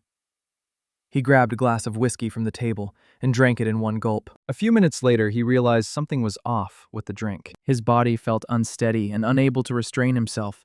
He started moving to find her. Behind him, Chloe saw him staggering, seemingly waiting for something. She whispered to the nearby waiter, "Has he been given the drink yet? Why is he moving so fast?" The waiter, flustered, replied, "Yes, ma'am." But for some reason, he left immediately afterward. Meanwhile, Rana was wearing Jaden's coat, standing outside and enjoying the night view. Suddenly, a hand reached out from behind and grabbed her. She was abruptly pulled into a warm embrace. "What were you thinking? Jaden Jong can't compare to me," he murmured. He had intended to use the moment to cause some trouble, but unexpectedly, the ex-husband whisked her away. Liam ignored Rana's struggles and shoved her straight into his car. Feeling his entire body ablaze, his rational mind slowly started losing control. Rana immediately restrained his restless hands. Back at the villa, the first thing she did was dump a glass of cold water over his head. Next, she kicked him into the bathtub. After soaking in ice water all night, Liam's senses finally began to return. As Rana prepared to drive home, she received a call from her father, who was always scheming to use her. "Rana, when will you go with me to see young Master Hawk? His condition is getting worse." Rana gave a cold laugh. "When did I ever agree to meet Julian Hawk?" Robert Sue immediately softened his tone. "Last time you came home, you said you understood. Help your father. Your grandmother still depends on the family fortune for her care." Rana's face went icy. "Stop dragging my grandmother into everything," Robert roared. "How can you speak to your father that way? Don't forget I am your father. If you don't go, I can't guarantee your grandmother's future." Anger surged in Rana. How could her father be so shameless? She had suggested several times to take her grandmother away, but her grandmother refused. The helpless frustration made her want to explode. Reluctant, Julian Hawk looked up and was momentarily stunned. "So, it's you." The woman from the auction had appeared, her aura so strikingly proud and elegant that no one could match it. Damodar Melissa enthusiastically introduced, "This is the grandson of Mr. Hawk. In the future, when you treat Mr. Hawk, you should pay extra attention." Julian could hardly believe it. This girl was the famous top surgical doctor he had heard about. Robert tried to suppress his anger. This girl? Why is she changing her tone on the spot? He immediately sweet-talked Julian. "Young Master Hawk, please don't mind. Rana..." "Dad, stop pretending to be a concerned father. I just stopped by to see Grandma today. I'm not agreeing to anything else." She showed no respect for her father. But it wasn't that she refused out of stubbornness. She simply didn't have free time lately. After all, Robert was so enraged he dared not speak, only glaring at his daughter fiercely. Julian stood and stepped in front of Rana. "Very well. I'll accept your terms, Dr. Rana. May I invite you to take some of your precious time to visit the hospital and check on my grandfather's condition? As for the other injured workers, the Hawk family would monitor, compensate, and comfort their families." These words were effective. Even though Rana didn't want to meddle in the Hawk family affairs, she couldn't ignore the plight of the innocent workers. Rana coldly asked her father, "Where's Grandma? How is she?" Robert could no longer contain his anger. He watched the Sue family's house crumble in front of his eyes. And here Rana even mentioned her grandmother. Rana's composure was unwavering. "Julian, if you dare touch Grandma, I guarantee you'll end up empty-handed, and it will be worse than it is now."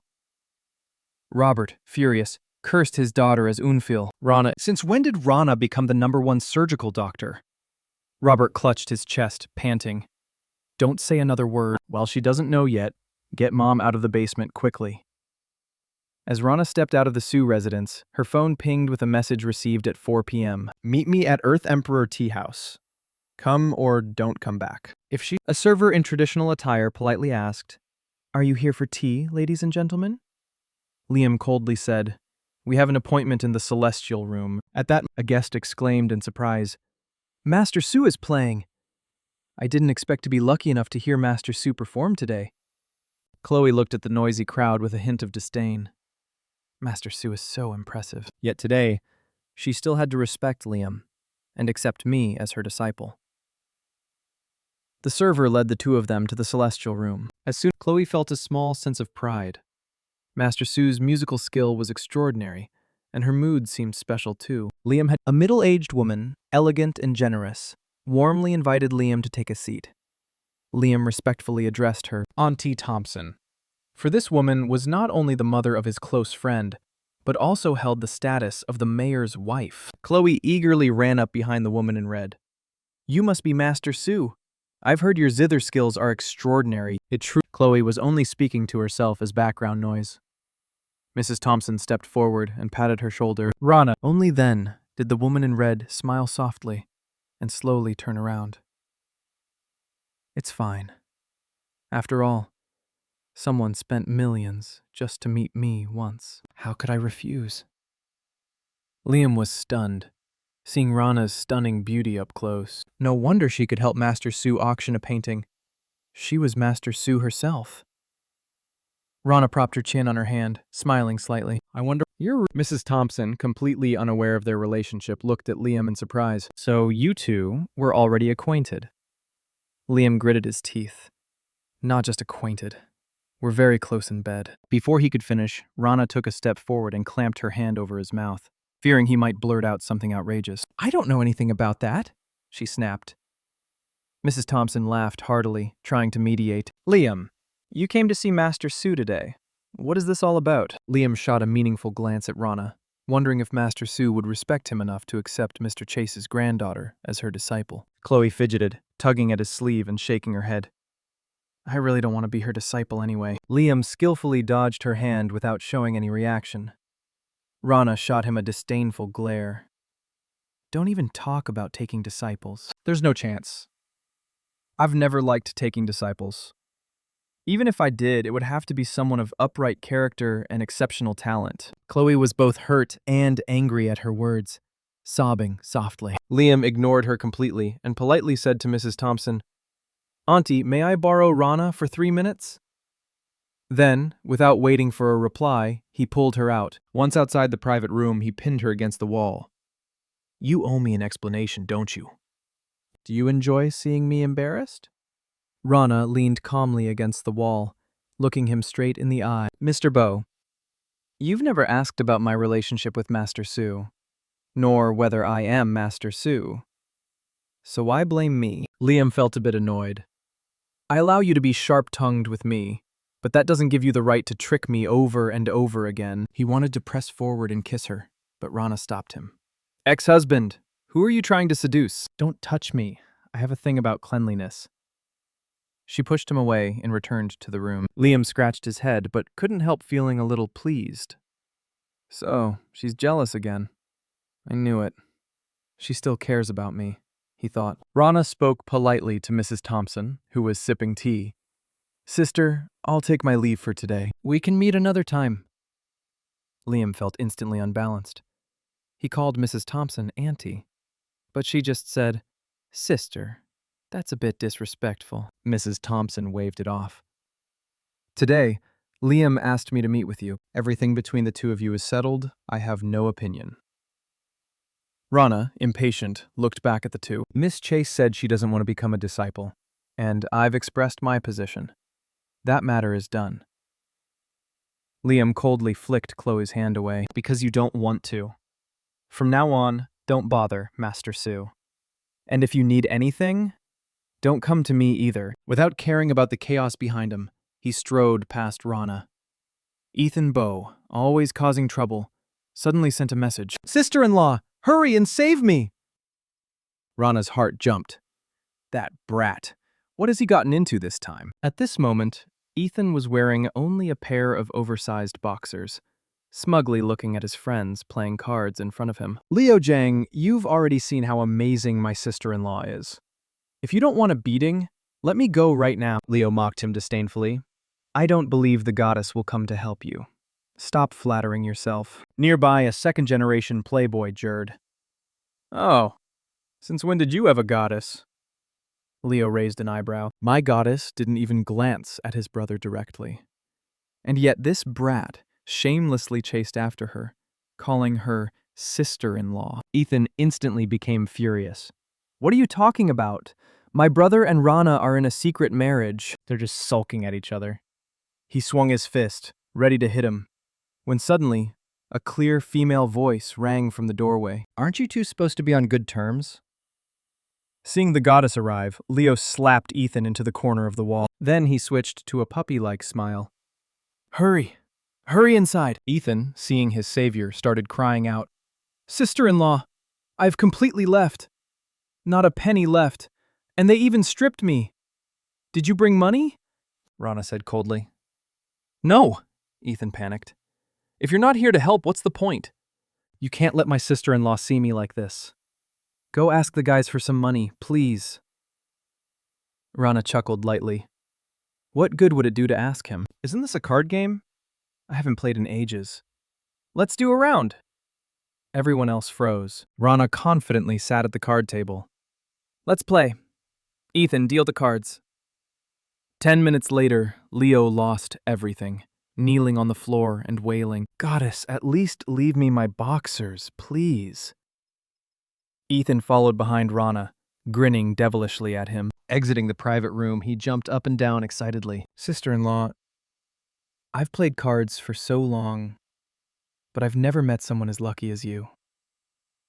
Rana rolled her eyes and interrupted him. All right. I'm divorced from your brothers, so don't call me sister-in-law anymore. And don't expect me to clean up your mess next time. I don't have that kind of free time. Ethan wished he could kneel and beg her. If only you'd reconsider. After all, only you contain those jerks.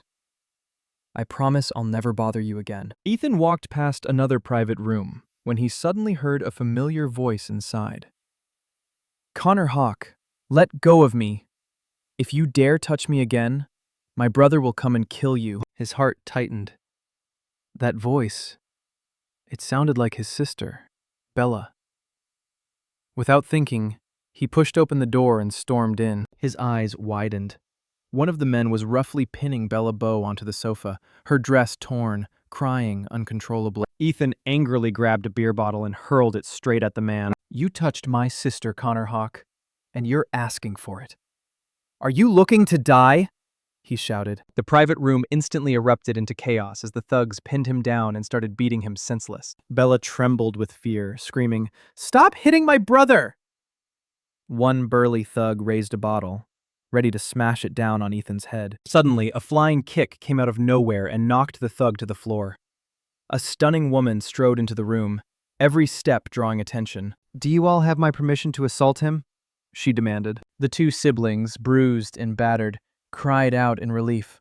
Sister-in-law! Connor Hawk hadn't realized the trouble coming his way. Sneering, he taunted. A woman wants to interfere with my business. She's not bad looking, though. Let's have a little fun. Before he could finish, Rana delivered a kick straight to his groin. There was a sickening crack and a cry of pain. The thugs panicked and yelled, You dare hit our boss? Do you know who he is? This is young Master Hawk, Julian Hawk's brother. Even the Bow family wouldn't dare start a fight with us openly. Rana pressed the room's call button and said calmly, I'm Ron Sue. Bring security in immediately. Within a minute, heavy footsteps thundered down the hall as the manager of the Grand Dynasty and a squad of hulking men in black stormed in, bowing slightly to her. We apologize for the rough welcome, Miss Rana. Please forgive the lapse. One of the big guys moved to haul Connor out. Connor snarled. Who dares touch me? Do you want to stop doing business in River City? The manager snapped back coldly. Whether we do business in River City or not is up to Miss Rana. They dragged the thugs out like stray dogs, cleaned up the mess, and the manager asked Rana, who was sitting on the sofa watching, if she needed anything else. Rana glanced absent-mindedly at her blood-stained shoes. My shoes are ruined. Bring me a clean pair. Liam rushed to the hospital, his face dark as he scanned the two useless siblings and demanded what had happened. Bella sobbed out. I recently started seeing someone, but he was set up by Connor and lured me into that private room. Liam scolded them. You two are idiots. The Hawk family and ours are sworn enemies. There are no limits to what they'll do. If it weren't for your sister-in-law arriving just in time today, You two would probably be dead. Rana gently tugged at his sleeve. Let's fix this. After today, I'm no longer their sister-in-law. The two unlucky siblings immediately leapt up, hugging her from both sides. Sister-in-law, we can't live without you. How could you just leave us like this? Raya pushed them off, tidied her hair, and said, "Before the divorce, you two found excuses to bother me every day. Now suddenly you feel sorry. Your flip-flopping is way too fast. Crying won't help. Sit down and behave while you get your IVs. If you need anything later, don't come to me." You have an older brother. What are you sitting around for?" Rana pressed the elevator button, preparing to head home and rest. Liam suddenly stepped forward, stretching his leg to block the elevator door and wedge himself in. Rana, tired, asked, "What do you want now?" The man replied calmly, with 2 words. "Thank you," she sighed. "If that leg of yours breaks this elevator today," Before she could finish, he added nonchalantly, "then you can blame your own bad luck." But as luck or misfortune would have it, the elevator suddenly screeched loudly and plunged into darkness. Liam instinctively pulled the woman tightly into his arms. "The elevator probably has a braking system. We'll be fine," he said. But Rana seemed utterly terrified, clutching her head, trembling, crying. "Dad, please don't hit me. Please let me go." Liam held her tightly, peppering her with gentle, reassuring kisses. Could she really have claustrophobia? She's always so strong. What could have happened to leave her this scared? Rana, in the darkness, seemed to see her gentle mother. Her awareness faded, and finally, she fainted in the man's arms. 10 minutes later, repair staff finally arrived to rescue them. Liam hurried Rana to the ER. The doctor examined her and said she just needed a little oxygen and rest to recover. Only then did he relax slightly. The repair manager asked. The elevator was clearly marked under maintenance. How did people get in? The worker shrugged. "I really did turn off the elevator controls." Liam felt a creeping sense that this incident was probably not as simple as it seemed. So frightened that the manager thought he might call the police, he insisted he would investigate the incident thoroughly. Liam didn't pay him any attention. He instructed his assistant, Alex Song, to retrieve the hospital surveillance footage. Chapter 3 on the line. Alex said, "I'm in the monitoring room now, but someone's already deleted the camera footage." Liam asked if there was anything else the assistant had found. Alex paused, then said, "At the moment, there's no lead here. But a few days ago during the charity event, the camera footage from when you were drugged also went missing. The two incidents seem oddly connected. And last time you were drugged, it was most likely Chloe Chase." At this moment, Chloe deliberately dressed conservatively and made her way to Rana's hospital room. She sneaked a peek inside, teeth gritted in anger. "After wasting half a day orchestrating that elevator incident, I can't believe that wretched girl survived." Suddenly, a cold voice rang from behind her. "Chloe, Chase, what are you doing here?" Startled, she turned to see Liam, a cold sweat breaking out. I just came to see if Dr. Rana was okay." Liam stared at her with icy eyes. "You sure find out things fast. And your timing is quite convenient, isn't it?" Chloe quickly scrambled for an excuse. I wasn't here for that. I just came to visit my grandfather and happened to overhear the nurses talking." Liam snorted coldly. "Seems like you only know Rana was trapped in the elevator, and don't realize I was in there too." Chloe, flustered, stammered something incoherent. He glanced at her. "You'd better genuinely not understand my meaning and not pretend you don't." Chloe originally wanted to follow him into the hospital room. Liam slammed the door shut, blocking her out. Inside, Rania had already woken up and, propping herself up, teased him. "Oh, President Beau, are you really that fierce with women?" She couldn't help but let out a soft laugh. The man felt a small sense of satisfaction. "She's jealous again, so she still cares about me." He moved the chair next to her bed. "Earlier in the elevator, you were so scared. Was it really claustrophobia?" Rana shook her head vigorously. "No, I'm fine. It wasn't that. Don't talk nonsense," Liam asked seriously. "Was it a breathing problem?" "You don't need to hold back in front of me." Renea scratched her head hesitantly. "It's not an illness. Just pretend I have claustrophobia." After a pause, she suddenly leaned close to his ear and whispered, "Actually, I was poisoned with a rare ancient toxin. Someone has me under control. Liam stared at her as if she were insane. I know a very famous psychologist, excellent at treating delusions. Maybe I should introduce you to her sometime. Rana shot him a disdainful glare, rolled over and lay down. Believe it or not, I'm going to sleep now. Liam wanted to say something comforting, but she had already turned her back and fallen asleep. A rare chance to be alone with his wife had slipped away, and he had upset her instead. He hurriedly moved the chair to the other side, gently stroking her sleeping face. He couldn't help but curve his lips into a small smile, but he didn't know that Rana had fallen into that terrifying dream again. The poison is meant to subdue me. You really underestimate me. A masked man with golden hair laughed cruelly. This isn't ordinary poison. It's the legendary ancient toxin fading charm. From the moment it enters her body, it will endlessly torment both her mind and body, binding her life to mine. To suppress its effects, she will have no choice but to submit to me. Raya gritted her teeth, using every ounce of strength to push the leerous man away. The golden-haired man snorted coldly. Her spirit is fierce indeed, but I'm confident that one day she will kneel before me, crying and begging. Rana endured the fading charm's torture, living a life worse than death. Yet she refused to submit. She didn't believe any poison could truly be unbeatable. By the time she woke from the nightmare, it was already early the next morning. Seeing Liam asleep beside her bed, watching over her through the night gave her a slight sense of reassurance. After tidying up, she called Jaden to tell him to come complete the discharge procedures. Before leaving, she glanced at the foolish man still fast asleep, then gently closed the door behind her. Back at home, she explained to Jaden that the hospital elevator camera footage had been deleted by a hacker. As Rana was about to hack back, a sudden dizziness hit her. The letters on her computer screen blurred. Then her vision went completely dark. Her entire body collapsed to the ground, unconscious. The sound of a door opening echoed. Liam rushed frantically to Rana's mansion. He hurriedly lifted her off the floor, checking her temperature and breathing.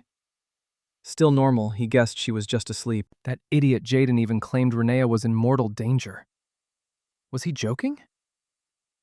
At this moment, he heard the woman mumbling incoherently. "Liam will come save me! Go away!" she shouted, struggling and pushing him away. During her thrashing, the laptop on the nearby table tumbled to the floor with a loud crash. Liam held her close, soothing her. "Don't be afraid, honey. Your husband's here to save you." Sensing his familiar scent, Rana gradually relaxed and sank into a deep sleep. After this ordeal, she was drenched in sweat, her clothes completely soaked. Liam carried her toward the bed. Thinking that sleeping in wet clothes could make her sick, he decided to change her into something clean. After tucking her in, he went to the wardrobe to find a set of pajamas for her. Rana, as if still trapped in a nightmare, cried out, "Don't go!" She stretched her hand, trying to grab something, but missed. Suddenly, she opened her eyes, covered in cold sweat, and sat up in bed. Liam startled and turned, and their eyes met. When Rana saw what he was holding in his hands, CEO Bo breaking into someone's home at midnight to steal lingerie. Is this moral corruption or just a twist of human nature? Liam felt mortified, wishing he could crawl into the ground. He wanted to explain, but didn't know where to start. Angrily, he stepped forward and pressed close against her body. "In the end, you just can't stay away from me, can you? You actually had the nerve to trick me into coming here. You're really something."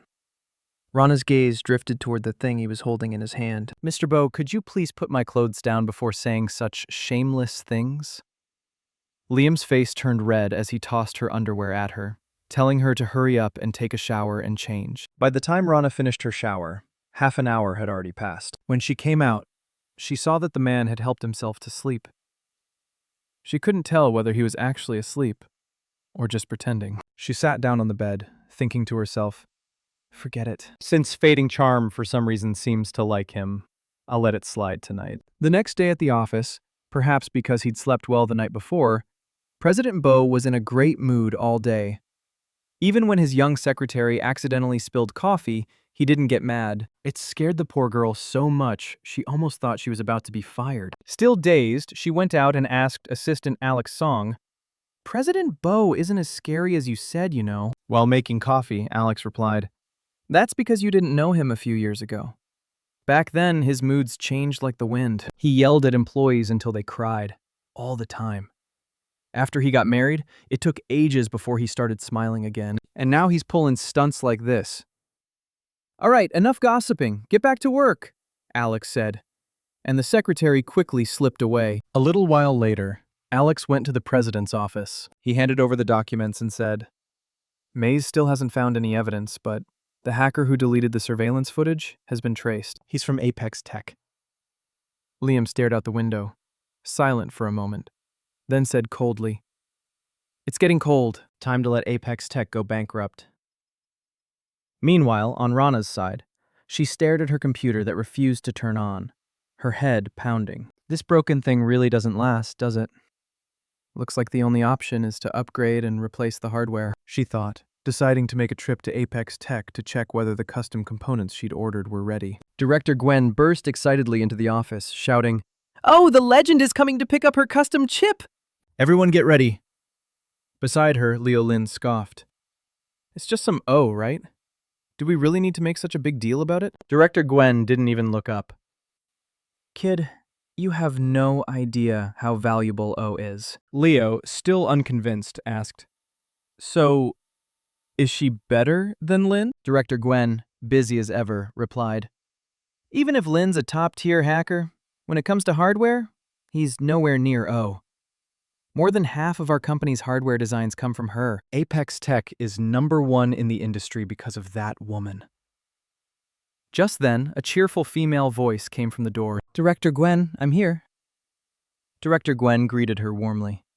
When Leo saw who it was, his face instantly froze. Wasn't that the same Dr. Rana who'd appeared in the elevator footage Chloe Chase told him to delete? Rana found an empty chair, opened her broken laptop, and asked Director Gwen to fetch the parts from the list she'd prepared. Director Gwen took the list and headed straight to the R&D center, telling Leo to stay and assist the master herself. In no time, Rana had replaced all the faulty components. The laptop booted up smoothly and ran perfectly. Once she swapped out the case, it was as good as new. Leo watched her quick, effortless moves, his jaw dropping. She just added a single chip costing less than $10 and somehow doubled the computer's performance. At that moment, the stock department manager rushed in, panicked. Something's wrong. Apex Tech's stock price is plummeting like crazy. Someone's clearly manipulating it. Director Gwen looked bewildered. I just handled the tech side.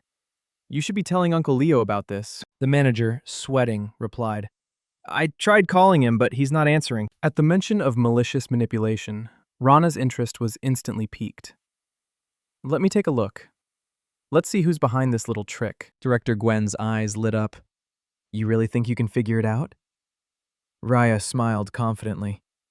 Well, see soon enough. Meanwhile, over at Bo Corporation, Alex came rushing into the CEO's office, shouting, President Bo, Apex Tech stock seems completely out of control.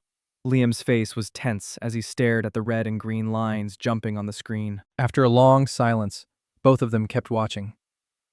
Then Alex frowned and said, Wait, the pattern of those rises and drops, doesn't it look kind of like Morse code? Liam told him to translate it immediately. Alex read it out letter by letter, then suddenly blurted out, Liambo, you idiot! President, the stock message was. Fuming, Liam stormed out, jumped into his car, and sped straight to Apex Tech headquarters. He was determined to find out who had the nerve to mess with him like this. He burst through the main doors and barked, Get your president out here! The receptionist, trembling at his murderous look, stammered, Do you have an appointment? Just then, a calm, teasing female voice sounded from the side. Business negotiations require appointments, President Bo. Don't you know the rules? Or maybe President B's malicious manipulation backfired, and he's come to apologize and beg for forgiveness. When Liam turned around, he saw it was Rana. His attitude instantly flipped. He smiled warmly and asked, So, is Apex Tech under your protection? Rana gave a small laugh. And what does it matter to you who's protecting Apex Tech? Liam immediately dropped his plan to crush Apex Tech and ordered Alex to prepare documents for Bow Corporation to invest $100 million in the company. Rana looked at her ex-husband in confusion, wondering what kind of ridiculous stunt he was pulling this time. One moment furious, the next all polite, waving his hand and throwing around $100 red million like it was nothing. Everyone present was stunned by his sudden move. Rana glared at him angrily. "President Bow, are you out of your mind?" Liam, looking pleased with himself, turned and walked toward the door. "Who I invest in is none of your business." Everyone thrilled by this unexpected windfall went wild praising Rana. Compliments poured in. "Boso really lives up to her name. Even President Bow is wrapped around her finger." Leo Lin even declared, "From today on, I'm the great boss's loyal dog." Rana waved her hand helplessly. "All right, enough already. Just do your jobs for Uncle Leo and consider that my thanks. Send my newly upgraded laptop home once the new case is fitted." On the drive back, Secretary Alex Song asked in disbelief, "Was that investment for real?" Liam gazed out the window at the scenery, not even lifting his eyelids. "If you don't focus on driving, you'll be fired." Alex immediately shut up and kept his mouth closed. Suddenly, the phone chimed with a ding. Liam picked it up and looked at it, a bit surprised. It was a friend request from someone named Miss O, with a note saying, "I have evidence of Chloe Chase's crimes." After he accepted it, the sender forwarded a video filled with all kinds of dirt on Chloe Chase. The bold headline read, "A's involved in gambling and drugs, now under police arrest." The sender's tone was clearly obsequious, explaining they were just paid to do a job, and asking him to make sure any revenge was directed at the real mastermind. Liam was stunned after watching the clip. Before he could say anything, his annoying secretary cut him off, mumbling, "Sir, I'm trying to focus on driving here." "Forget it," Liam snapped. "You won't need to drive anymore." He yanked Alex out of the car and beat him black and blue. Finally, all his pent-up anger was released. Alex was nearly in tears, thinking, "What did I ever do to deserve this?" Meanwhile, back home, Rana quickly came across the viral video. Online, people were tearing into the scandal, disgusted that a wealthy socialite could live such a rotten life. Rana couldn't help but sigh, sending someone like that straight to prison. What a brutal yet thorough move. Jaden asked her, "What do you mean by that?" Rana replied, "For someone like Chloe Chase, her only value was marrying rich. Now that she's got a criminal record, no rich man will ever touch her again." Jaden grinned, clearly amused. "I'm honestly curious who exactly managed to throw her in jail." Back at the company, Alex reported, "The $100 million investment in Apex Tech has been transferred, but they haven't responded at all." Liam glanced through the documents and nodded. That only confirms one thing. The connection between Rana and Uncle Leo runs much deeper than it looks. From a tech genius to a boxing champion and even a master artist, just how many secrets does that mysterious ex-wife of his still have? It was enough to make anyone curious. Alex said, "Why don't we hire Great Eagle to investigate a bit? I heard hacker Lin just joined their alliance and even helped catch a few international criminals recently." Liam thought for a moment before replying, "Let's drop it." Then he stepped out onto the balcony and made a call. The person on the other end said that, although they still hadn't uncovered O's true identity, they were certain O wasn't their enemy. Only then did Liam relax a little. He told the contact to pay special attention to the name Rana Sue whenever they accepted new assignments. The other party asked if they should look into her. Liam shook his head. "No need. If anyone ever commits an investigation on her, rejected outright." Mrs. slapped her useless daughter hard across the face, scolding her for being nothing but a spoiled, money-burning parasite. Clutching her reamed cheek, Chloe tried to defend herself. "It's just a criminal record. Liam won't abandon me over that." Mrs. Chase could only feel deep regret for raising such a failure. After unable to calm down, she kicked her daughter again. "You made this mess yourself. Figure out how to clean it up. Otherwise, get ready to be kicked out of the Chase family." Chloe gritted her teeth in rage. How was she supposed to fix this? Then suddenly, she remembered someone. The hacker Leo Lin, who used to clean up her messes before. She immediately texted him in anger, demanding an explanation and threatening to drag him down with her if he didn't help. But to her shock, He coolly replied, "You should look for that 01 guy. He was your partner in crime." What's this got to do with Miss O's dog? All she knew about that hacker was his code name, 01. Nothing more. The helplessness and fury made her whole body tremble. Meanwhile, Leo Lin was smirking with satisfaction. How dare that stupid woman try to drag him down after crossing his great boss O. Keep dreaming. Just then, his mentor suddenly called. As soon as he picked up, an angry roar blasted through the phone. "You little brat. I didn't teach you hacking so you could go around causing trouble." Leo immediately bowed his head and apologized. "I know I was wrong, Master. I've been reflecting on it. I won't do it again." His mentor's tone softened slightly. "Fine. Here's your chance to make it right. Use Chloe Chase as bait and reel in a few fish for us." Leo's eyes lit up with excitement. "Master, if I pull this off, will you recommend me to join the Urban Shadow?" His mentor replied flatly, "That depends on what kind of fish you can catch." Leo collapsed onto the couch with a sigh. "Guess I've got another job to handle." Meanwhile, Rana had just finished showering when she got a call from her superior. They said there was an official assignment meant for her. The pay was up to her, and there was no time limit. Half asleep, she lazily asked what the assignment was about. The caller simply said 2 words. "Investigate Hawk." Instantly, Rana perked up and asked what he had done. The person replied, "He's been colluding with the Zodiac terrorist organization." Rana had heard rumors before about some shady dealings in the Hawk family's business, but she hadn't expected them to be connected to the Zodiac. She straightened up and said, "Seriously, I'll take the job." Right after hanging up, the doorbell suddenly rang. "Your new computer has arrived. Please sign for it." Rana opened the door to her room. A shadowy hand lunged toward her, but her reflexes were faster. She dodged and immediately countered, subduing the man in one smooth move. A familiar voice groaned. "Ow! Ow! Ow! I surrender!" Rana quickly let go, her face full of disbelief. "Uncle Leo, what on earth are you doing here?" Uncle Leo's eyes welled up as he pretended to cry. "My dear Rana, you've grown up and turned cold to this old man. You won't even let me pat your head anymore, and you won't call me Uncle Leo either." Rana was speechless. Did this old guy really come all this way just to ruffle my hair? Uncle Leo chuckled and carried the computer inside. "I saw you and that brat sparring, messing with Apex tech stock. Got curious, so I came to check it out. Tell me, what are you 2 kids fighting about this time?" While pouring him tea, Rana said calmly, "We're not fighting. We just got divorced." Uncle Leo froze mid-unboxing. "Divorced and you're calling that no big deal?" Rana replied nonchalantly. "These days, young people get divorced all the time." "Uncle Leo, you really don't need to worry about me."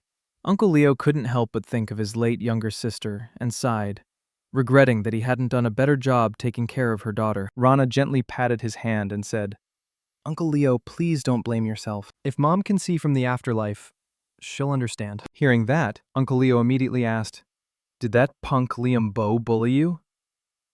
Ronia's mind drifted back to their short 4-year marriage. When they got married, the 2 had signed an agreement. Once his grandfather passed away, they would divorce. And sure enough, after the old man died, Liam didn't hesitate for a moment. He filed for divorce. The divorce papers came through just as the funeral ended. Rana shook her head, coming back to her senses, and handed Uncle Leo a cup of the red tea she had just brewed. She explained that there had never been real feelings between them. The divorce was simply finishing what they had planned from the start. Then she forced a small smile and told him not to worry about her anymore. Just then, her phone chimed with a new message. It was from her ex-sister-in-law, Bella Bowe. It said she wanted to thank Rana for saving her last time and insisted on meeting in person. Uncle Leo noticed the odd expression on her face. He chuckled, waved his hand, and stood up. "You go ahead and set up your new computer. I'll get out of your hair," he said cheerfully, leaving Rana a bit puzzled. That evening, Rana went to the Jade Pavilion for the meeting.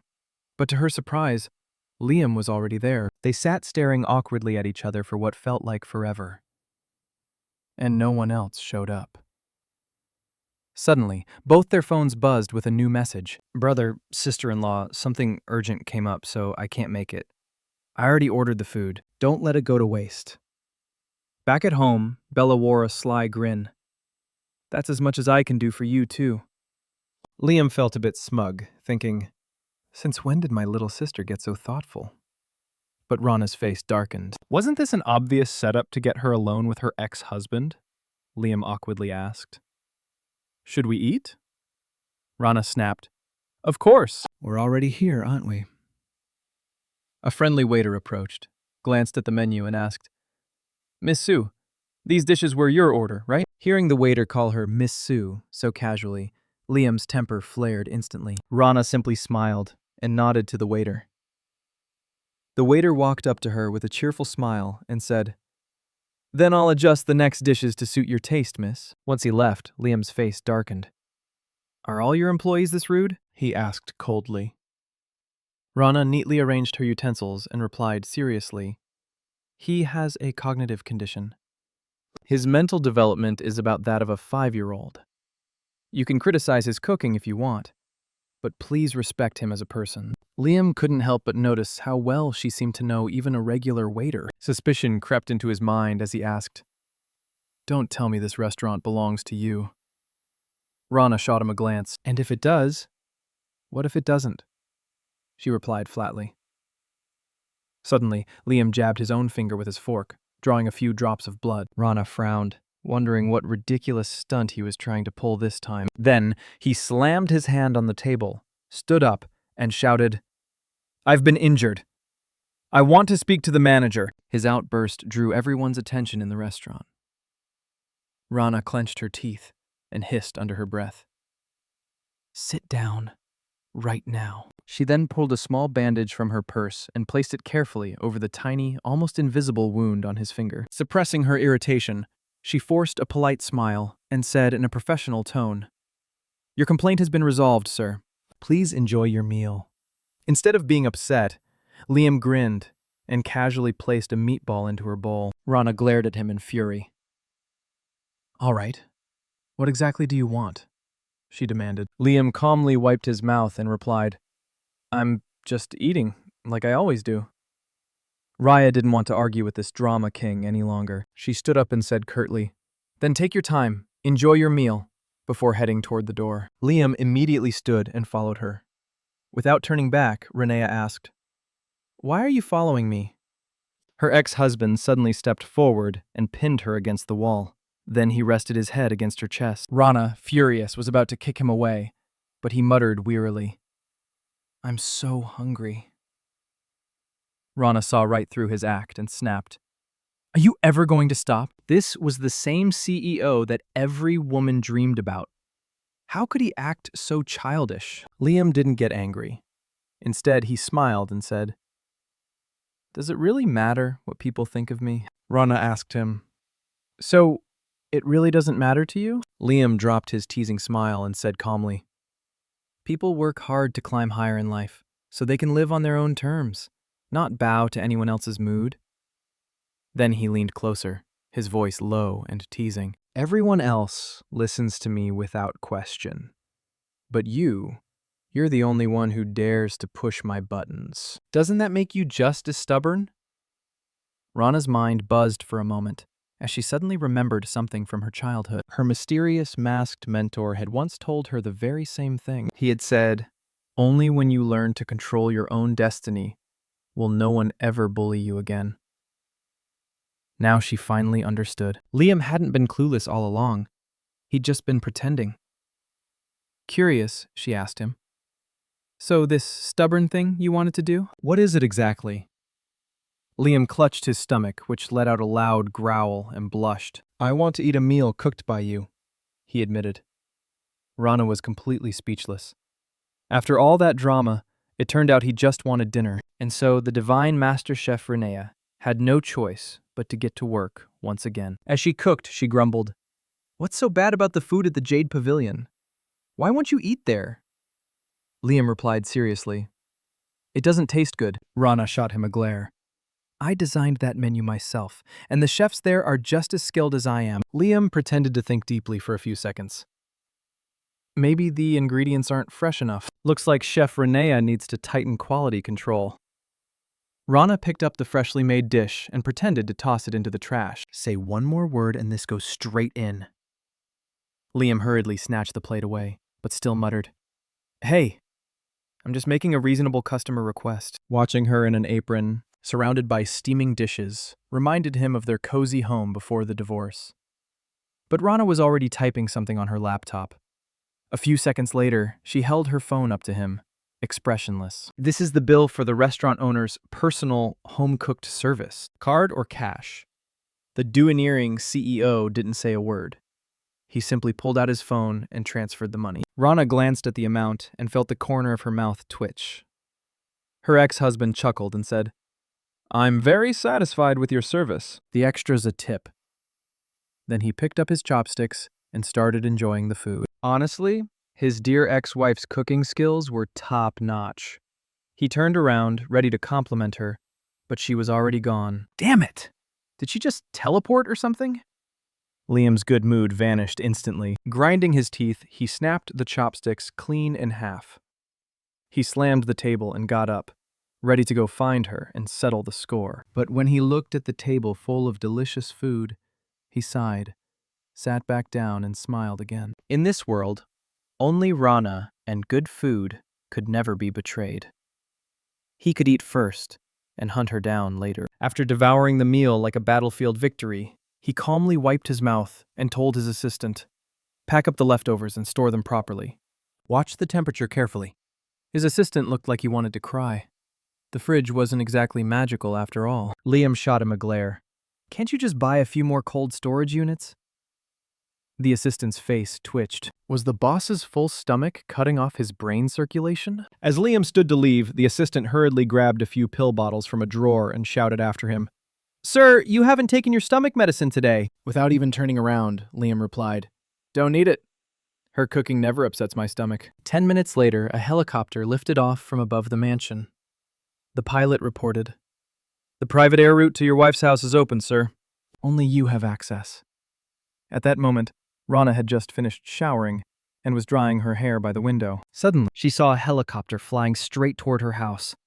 In no time, it landed smoothly in her yard. Then her ex-husband stepped out, waving at her with a grin. "Good evening, sweetheart."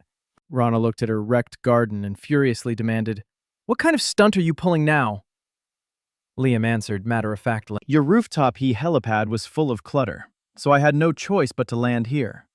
Rana decided that tomorrow she'd have the security guards put up a huge sign. "No entry. Liam, Bo, and dogs not allowed."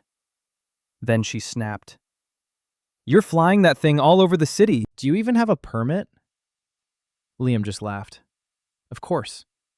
I opened a private flight route from my house straight to yours." Rana almost choked in disbelief. When she looked down, she saw that several of her prized orchids had been crushed, making her even angrier. Liam casually walked toward the door and said, "No big deal. Starting tomorrow, the River City Orchid Farm is yours." Then he strolled right in like he owned the place. The homeowner, Rana, chased after him. "What do you have a break in addiction now? Showing up in the middle of the night. What's your real motive?" Before she could finish, she froze. Liam had started taking off his clothes and climbed straight onto her bed. He muttered, "I just wanted to find a place in this noisy city where I could actually get a good night's sleep." A moment later, less than 3 seconds really, soft snoring filled the room. Rana, livid, reached out to yank him up, but then she caught a faint whiff of his familiar shampoo.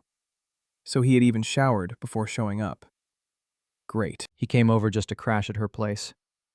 She sighed. Forget it. The house had more than one bed anyway. She was just about to head to the guest room when the strange energy inside her, the so-called fading charm, suddenly stirred again, agitated. For some reason, it seemed oddly drawn to Liam. Fine. Then she'd just tolerate sharing the bed tonight. Looking at the man sleeping soundly beside her, Rana felt a wave of mixed emotions. Ever since the divorce, her fading charm episodes had become more frequent.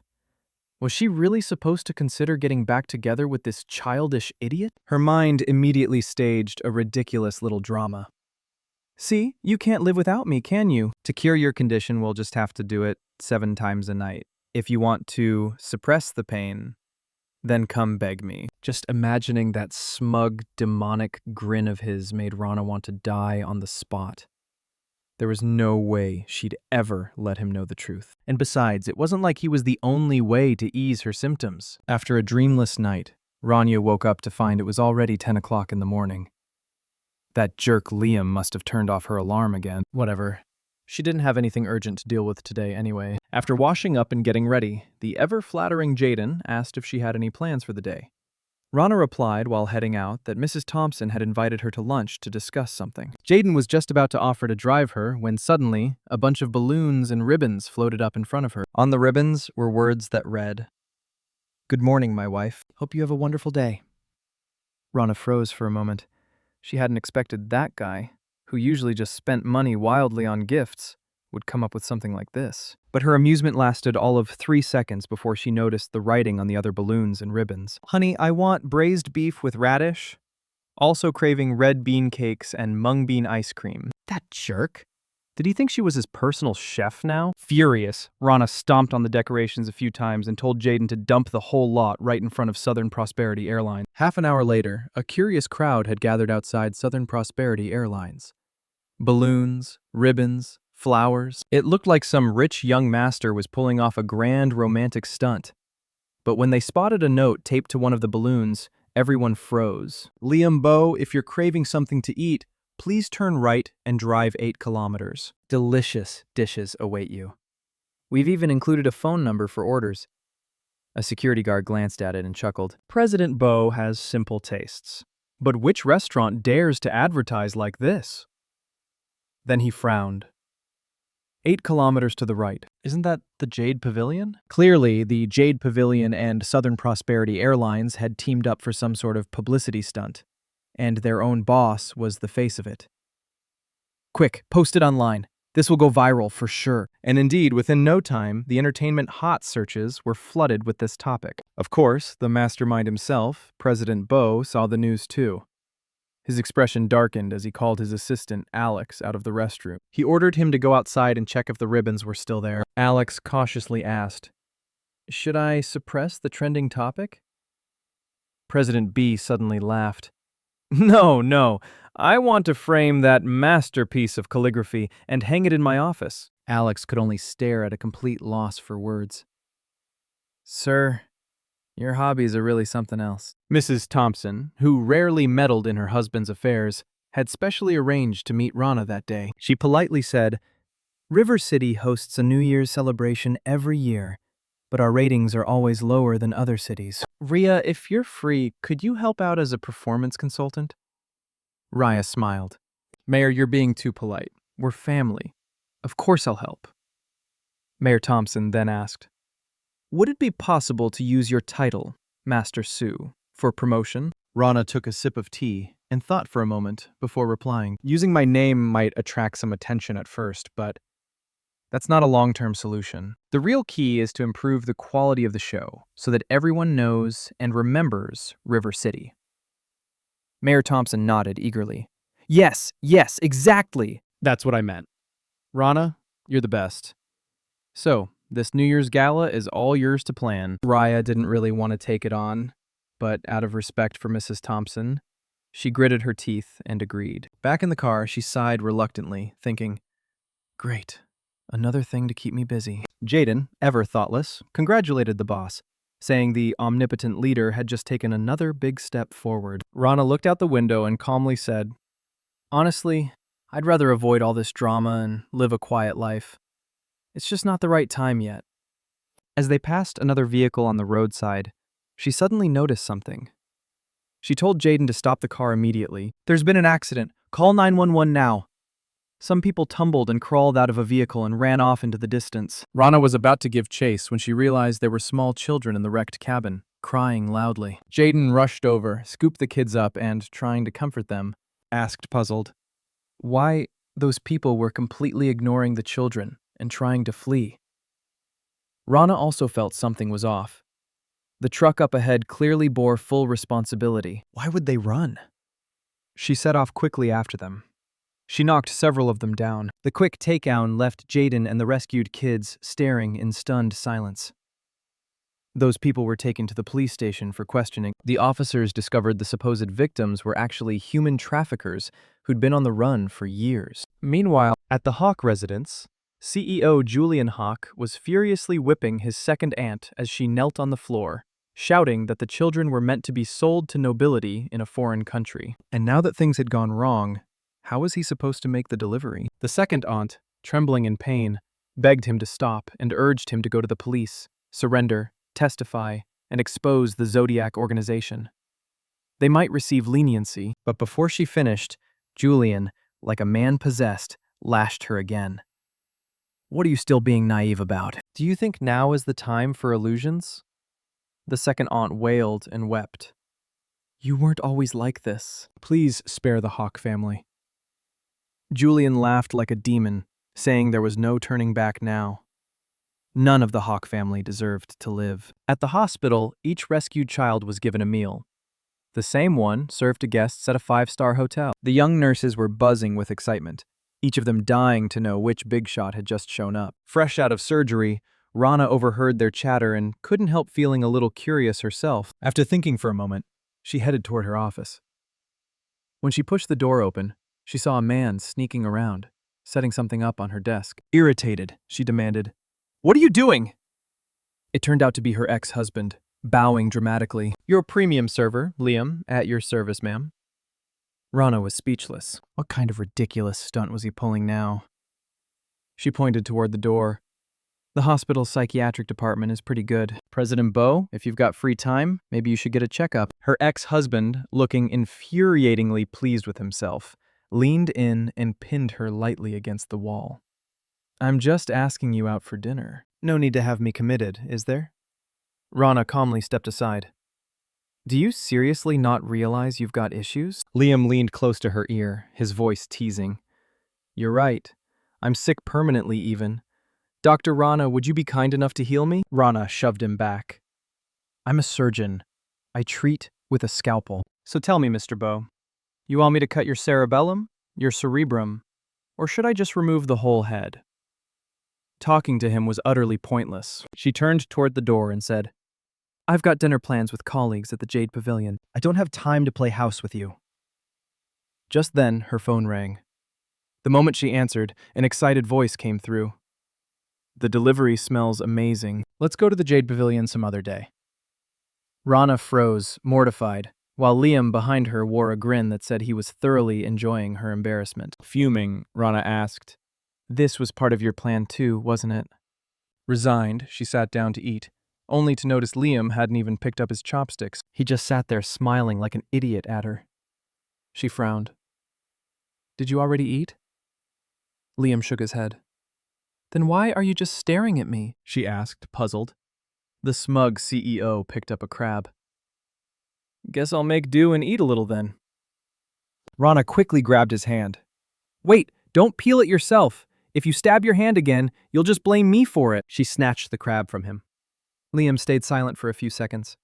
Then, he suddenly tightened his grip around her wrist. If I don't cut my hand, can I still go crazy instead? Raya struggled to pull away. You're already acting crazy and you're way out of line.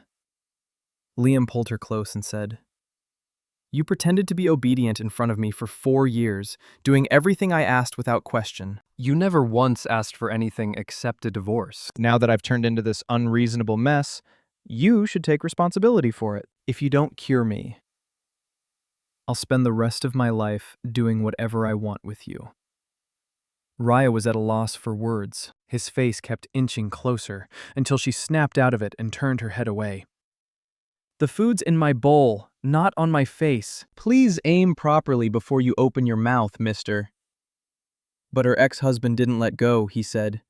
Seriously, there really is something on your face. Rana instinctively turned her head only for Liam to plant a light kiss on her cheek. Furious, she shoved him back into his seat. She said, If you're done with your tantrum, then eat. I've got work to do tonight. Liam, looking pleased with himself, pretended not to hear, picked up a rib, and shamelessly asked, Want me to feed you? That was the last straw for Rana. I have hands, thanks, she shouted. The outburst startled 2 nurses passing by the door. Dr. Rana was usually so calm. What on earth had provoked her like this? When the old man finally woke up, Rana hesitated for a while, but decided to ask him some questions about his condition. Judging from the injury on your knee, it doesn't look like an accident. It seems more like someone deliberately struck you with a heavy object. If you'd like, our hospital can contact the police for you. And you don't need to worry. Even if it's an overseas Zodiac organization, we have ways of handling it. Rana was actually trying to test him, but the old man didn't react to the mention of that name. She couldn't tell if he was truly clueless or just a very good actor. Just then, the door to the hospital room opened with a click. Julian Hawk entered, his expression dark. Dr. Wang already went over the post-surgery instructions, he said flatly. If there are no issues, I'd like to have my grandfather discharged as soon as possible. Our family has a private doctor who can take excellent care of him. Keeping her expression calm, Rana replied, Ho's policy requires the patient to stay for observation before being discharged. I hope young Master Hawk will understand and not make things difficult for us. Julian gave her a long, meaningful look. Then I hope Dr. Rana focuses on doing her job. The less you pry into matters that don't concern you, the better. Otherwise, I might start feeling uncomfortable. The warning in his tone was unmistakable, and his reaction only confirmed Rana's earlier suspicions. She'd planned to use the old man's treatment as an opportunity to investigate the Hawk family, but she hadn't expected Julian to be this vigilant. Clearly, something was off about them. She let out a cold laugh. When we first started treatment, young Master Hawk was all politeness and gratitude. I didn't expect you'd turn your back so quickly once it was over. With a cryptic tone, Julian said, I recall that Dr. Rana doesn't have the best relationship with her father. Once you're done dealing with his issues, what will you do next? Will you keep showing off your power, or will you finally learn to keep your head down? That all depends on your behavior, Dr. Rana. As for my grandfather... At that moment, the door suddenly burst open with a loud bang, and Liam stormed in, his face dark with anger. I heard there's trouble here, he said coolly. Thought I'd come see which rebellious brat's acting up tonight. He shot Julian a sharp glance and added with a smirk, Oh, turns out it's the famously filial grandson of the Hawk family. Tell me, who exactly are you putting on that two-faced act for? Unwilling to back down, Julian retorted. No matter how arrogant young Master Bo acts, at the end of the day, all he can do is bark. He doesn't dare bite. After all, the Bo family may have influence in River City, but you're still far from untouchable. Then he slammed the door behind him and left. Liam immediately stepped forward, asking his wife if she was okay. Rana, still calm, asked why he was even here so late. For once, Liam looked serious and said quietly, This isn't the right place to talk. Let's go somewhere else. Liam briefly told her everything he knew about the Hawk family. When Rana finished listening, she looked stunned. How do you even know all that? She asked. Liam replied, Because I installed a bug in the patient's room, too. Rana shot him a sideways glance. The Bo and Hawk families. Truly the definition of eternal enemies. Ignoring her teasing, Liam said, Seriously, that Zodiac organization runs deep. You'd better stay far away from them. Rana gazed up at the starry night sky. But I have my own reasons for going after them. Liam took a sip of coffee. If you don't, you'll die or something. Rana went silent for a few seconds, then nodded. Yes, I will. Liam suddenly remembered something. Last time you said you were poisoned by that fading charm toxin. Is it connected to the Zodiac? Rana smiled faintly. You figured it out that fast? Maybe President Bo isn't as dumb as I thought. Liam stared at her for a while. Between the two of us, you definitely look more like the one who's sick in the head. Rana clicked her tongue. Please, when it comes to acting crazy, you're the undisputed champion. Liam suddenly brushed his hair back, his expression shifting. Then I guess I'll stop pretending. Rana frowned, wondering what kind of stunt he was about to pull this time. Before she could react, he suddenly vaulted over the balcony railing. Friendly reminder, do not attempt this at home. The male lead is insane. You are not. Then Liam caught the railing with one hand and used the other to cradle her head. Rana exploded in anger. Are you out of your mind? What the hell are you trying to do this time? Liam smirked. If you don't want me to kiss you, then push me away. Before Rana could react, he lifted her chin and pressed his lips to hers. Her face flushed crimson from his teasing, and she thought to herself, this isn't good. Something inside her stirred uncontrollably. She gathered her strength and grabbed him by the collar. Then, with a swift move, she flipped him over her shoulder and sent him rolling across the ground. She snapped. You'd better learn when to stop. Liam rubbed his head, got up from the floor, and grinned. My wife still cares about me after all. Rana couldn't take it anymore. Get lost right now or I'll kick you straight off this roof. Before leaving, Liam chuckled and warned, my gentle, sweet wife, if you ever fell into the Zodiac's hands, you wouldn't last a single round. Furious, Rana grabbed a bucket of water and hurled it at him. That's none of your damn business! Get out of here! Liam dodged easily, and the bucket crashed into the window before tumbling to the ground. Rana touched her lips, remembering what had just happened. That infuriating man. Why does he always get under my skin so easily? She stared at the fallen bucket for a long time before snapping out of it. Then, scowling, she stomped over and crushed the bucket flat. If he dares pull a stunt like that again, I'll beat him senseless. While the boss was in the shower, Alex quickly called the old master to report on recent events, saying that the young master was still acting as crazy as ever. He barely eats, can't sleep, and spends all day obsessing over getting back together with his ex-wife. On the other end, the old master sighed heavily and told him, take good care of my son. If anything happens, let me know immediately.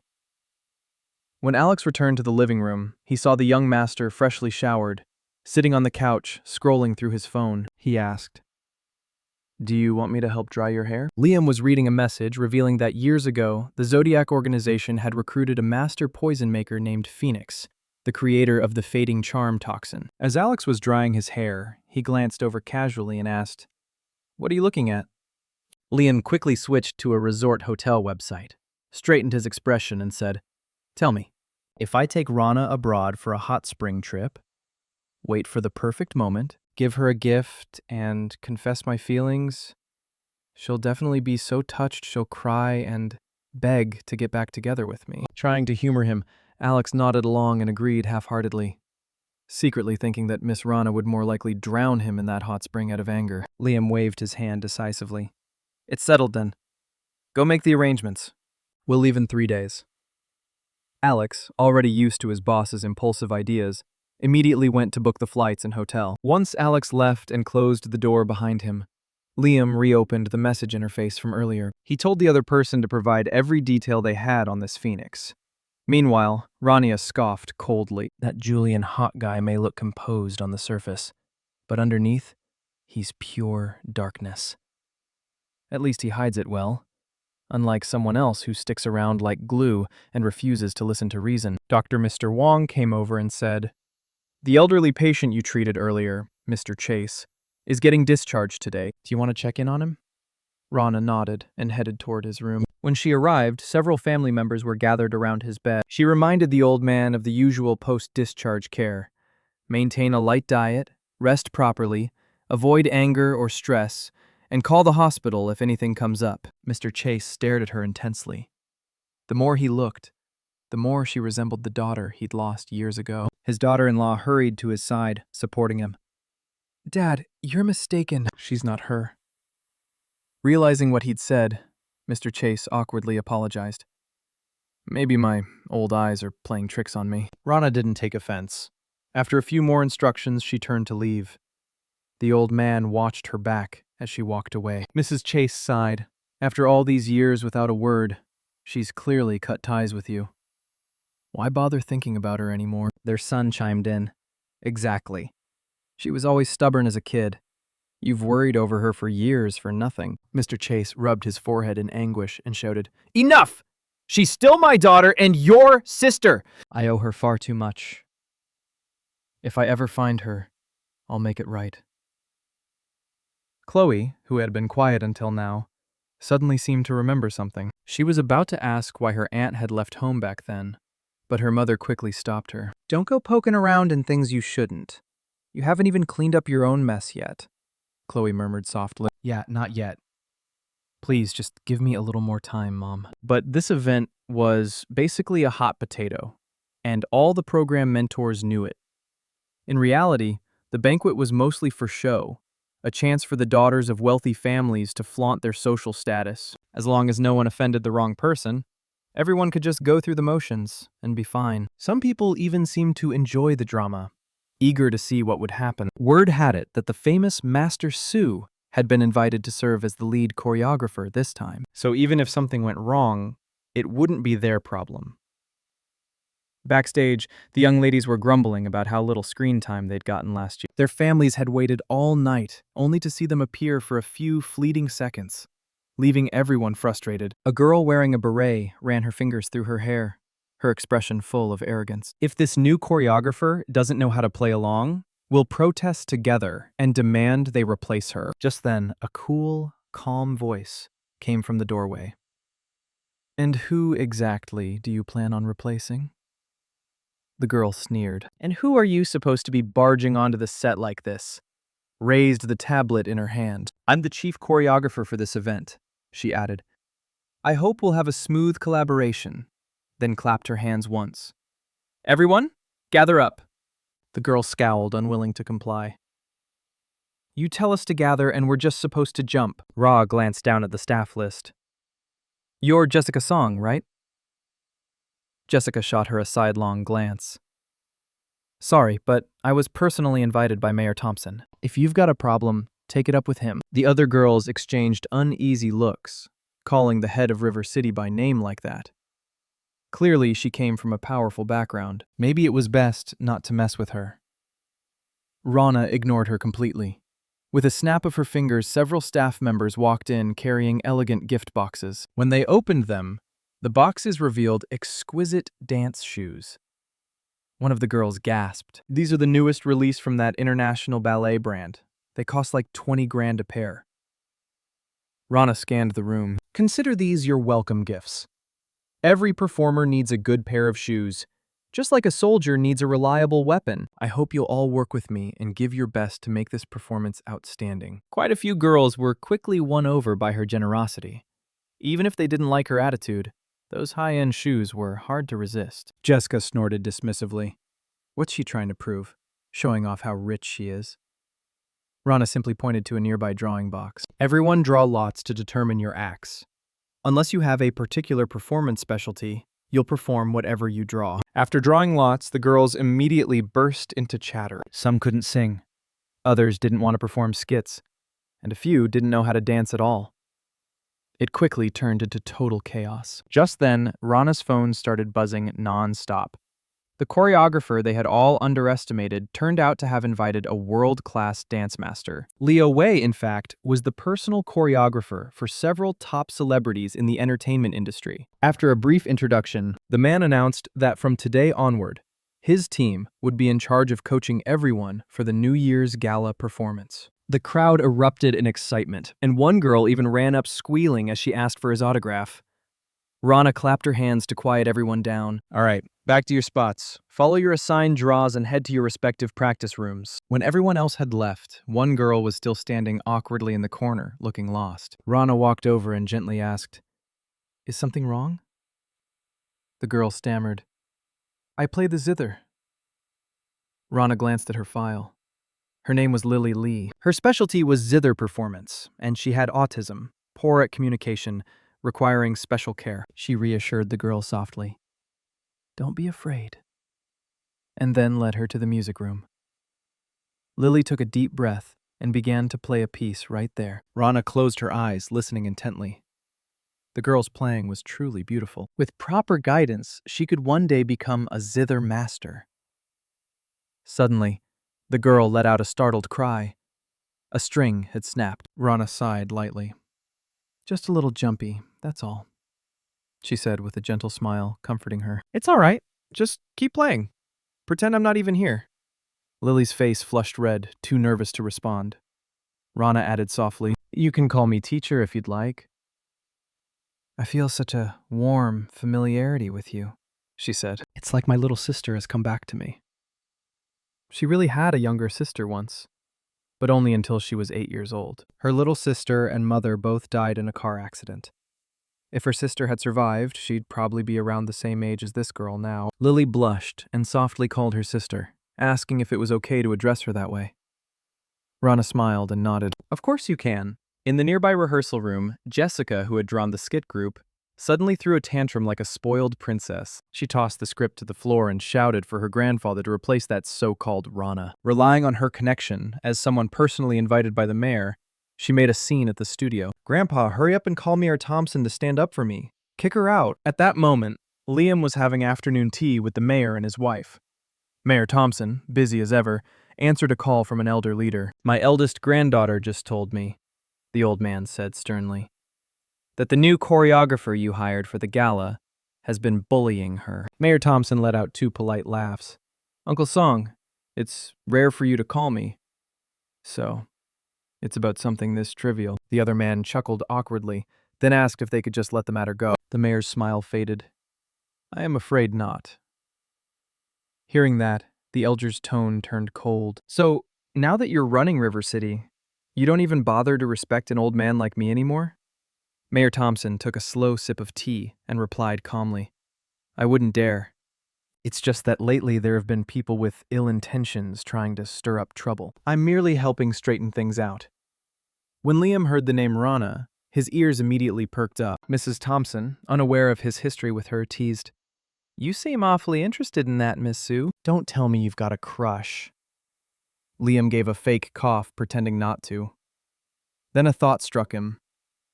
Isn't this the perfect opportunity? He blushed slightly and said, Actually, we both have mutual feelings. It's just that we've kept it quiet, out of respect. Please, if you could help arrange things between us and maybe invite me next time you have tea with her? Helping young people find love was hardly something Mrs. Thompson could refuse. She smiled warmly. Of course. Auntie will make sure it happens. Meanwhile, 2 other socialites were grumbling to each other, complaining about having to perform such a ridiculous skit. Suddenly, the door to the room creaked open, and Jessica stormed in with a sour face. It didn't take a genius to see her attempt to tattle had failed. The 2 who had been watching the drama stretched lazily. Looks like we'll just have to go with the flow, one said. After a long and busy day, practice finally wrapped up smoothly, and everyone left the rehearsal hall. He joked, I only came because of the food at the Jade Pavilion. You'd better not forget our deal. Rana smiled at him. Of course not. After all these years, I wouldn't dare skip even one meal. Just then, a syrupy voice called out from ahead, Honey, I'm here to take you home. Who else could it be but her overbearing ex-husband? He stood there with a rose between his teeth, leaning lazily against his luxury car, striking a pose he clearly thought was charming. Rana found the sight downright blinding.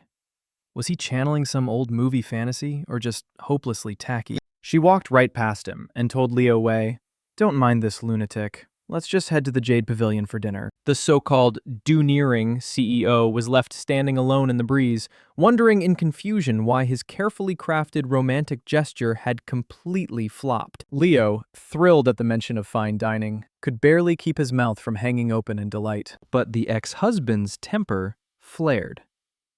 So first you get tangled up with the Jade Pavilion's head chef, and now you're ignoring me for some foreign guy? You really like playing with fire, don't you? Rana led the dance master she had invited, Leo Wei, toward the entrance of the Jade Pavilion. Suddenly, a thin young man came running up, throwing himself into her arms with joy. But then he shot a wary, hostile glance at the blonde man beside her. Leo simply smiled and waved. I've heard so much about you. Guess I'll be freeloading here every day from now on. The young man immediately swapped his expression for a warm, businesslike smile and ushered them inside. Please, come in and have a seat. Before long, several of the restaurant's signature dishes arrived at the table. Leo's eyes lit up as he showered the chef with non-stop praise. Rana quietly took a sip of soup. Just then, the lights flickered once and went completely out. The restaurant was plunged into darkness, and the diners erupted in alarm. Is this a power outage? I booked this table 10 days in advance, and now this happens. The complaints came all at once, filling the room with anxious noise. Meanwhile, across the street, Liam sat on a rooftop, binoculars in hand, smirking as he watched the chaos unfold. Oh, you wanted a fancy dinner, huh? Enjoy it in the dark, then. You like playing with fire? Let's see who plays better. Inside, the staff calmly began lighting backup candles one by one. As the host of the evening, Rana quickly stood up to reassure the guests. Everyone, please stay calm. The Jade Pavilion promises to make tonight an unforgettable dining experience. She then took a microphone, stepped onto the small stage, and announced, "I'm the house singer here. To lighten the mood, let me sing a song for you. If anyone knows the lyrics, please join in." Moments later, her gentle voice filled the hall, floating beautifully through the candlelit room. The guests gradually quieted down, captivated by her voice. Everyone was in awe. Her singing was good enough to rival a professional diva. Across the street, her ex-husband, still perched on the rooftop, waiting for something to go wrong, had no idea what was happening. His assistant, Alex Song, carefully reported, "Sir, it looks like they've lit candles, kept eating, and they're even singing now." Liam clenched his teeth so hard it was audible. "What are you standing there for? Go record it already!" he snapped. 2 hours later, when Rana's voice was hoarse from singing, the power finally came back on. She had barely sat down and taken 2 bites of rice when someone called out, "It's 10 o'clock, time to close up." Leo looked at her in surprise. "Your voice is absolutely heavenly. The world deserves to hear it. How about I produce an album for you?" But Rana flatly refused. Leo sighed in disappointment. "You're so talented and humble. Why hide it like this?" Raya wiped her mouth and said calmly, "I just don't like being in the spotlight." Leo pressed on. "But you're fine playing music. Why not sing?" Rana replied evenly. "Because my voice is too recognizable." Seeing she was firm in her refusal, Leo didn't push any further. Standing up, he offered, "At least let me drive you home." To his surprise, she cut him off with a simple, "No!" Leo let out a long, helpless sigh. This ice queen really was impossible to win over. Meanwhile, a young man nearby silently clenched his fists as he watched them leave. That man was none other than the restaurant's star chef, famous for his incredible cooking, though behind his cold, distant eyes now glimmered something far more dangerous. A waiter called out, "We're just about done cleaning up. You can head home and rest." The words snapped him out of his dark thoughts. As soon as the restaurant door clicked shut, the young man stripped off his chef's uniform. Underneath was a tight, black combat outfit. He then pulled on a metal mask and tugged his hood into place. Without a sound, he slipped out through the restaurant's back door. The innocence from earlier was gone. Every movement now radiated a chilling, ruthless focus. Late at night, the young man walked straight toward a small, inconspicuous bar. After exchanging a series of coded numbers with the front desk clerk to confirm his identity, the clerk personally led him to a private room at the far end of the hall. When he pushed the door open, he saw a long-haired man, wearing a golden mask, lounging on the sofa. "So, the last chef finally showed up," the man said lazily. The young man bowed respectfully. "Sir, what are your orders?" The man removed his mask. It was none other than Julian Hawke, head of the Hawke family. Known for his dealings in the criminal underworld, with a calm tone, he said, "I need you to take care of someone for me." The next morning, Jaden, Rana's young assistant, drove her to the city's broadcast hall to check on how the debutantes were rehearsing for the evening gala. The two chatted casually for a while. Through the rearview mirror, Rana suddenly noticed an off-road vehicle tailing them. Jaden didn't quite process what she said at first. Growing anxious, Rana ordered him to turn right and speed up immediately. Acting on instinct, Jaden slammed on the gas. The car behind them, seeing the sudden acceleration, reacted quickly. The buzzcut man in the passenger seat pulled out a submachine gun, cocked it with a click, and said coldly, "Doesn't matter. The dead can't talk anyway." Moments later, Ra's sharp ears caught the sound of bullets piercing glass. In a flash, she shoved Jaden's head down, barely managing to keep them both out of harm's way. Jaden was visibly shaken. "Wasn't this car supposed to be bulletproof?" he stammered. "They came prepared," Rana said evenly. "Those are armor-piercing rounds." Regaining his composure, Jaden glanced ahead. "There's a turn up ahead. If we go straight to the main road, we should be fine, right?" Rana shook her head. "No, we can't risk innocent lives." Then she swerved sharply toward the outskirts. "But our car is not fast enough," Jaden said nervously. "If we stay on this road, they'll box us in." Rana glanced at him. "Do you remember 4 years ago, when I first took over Macau?"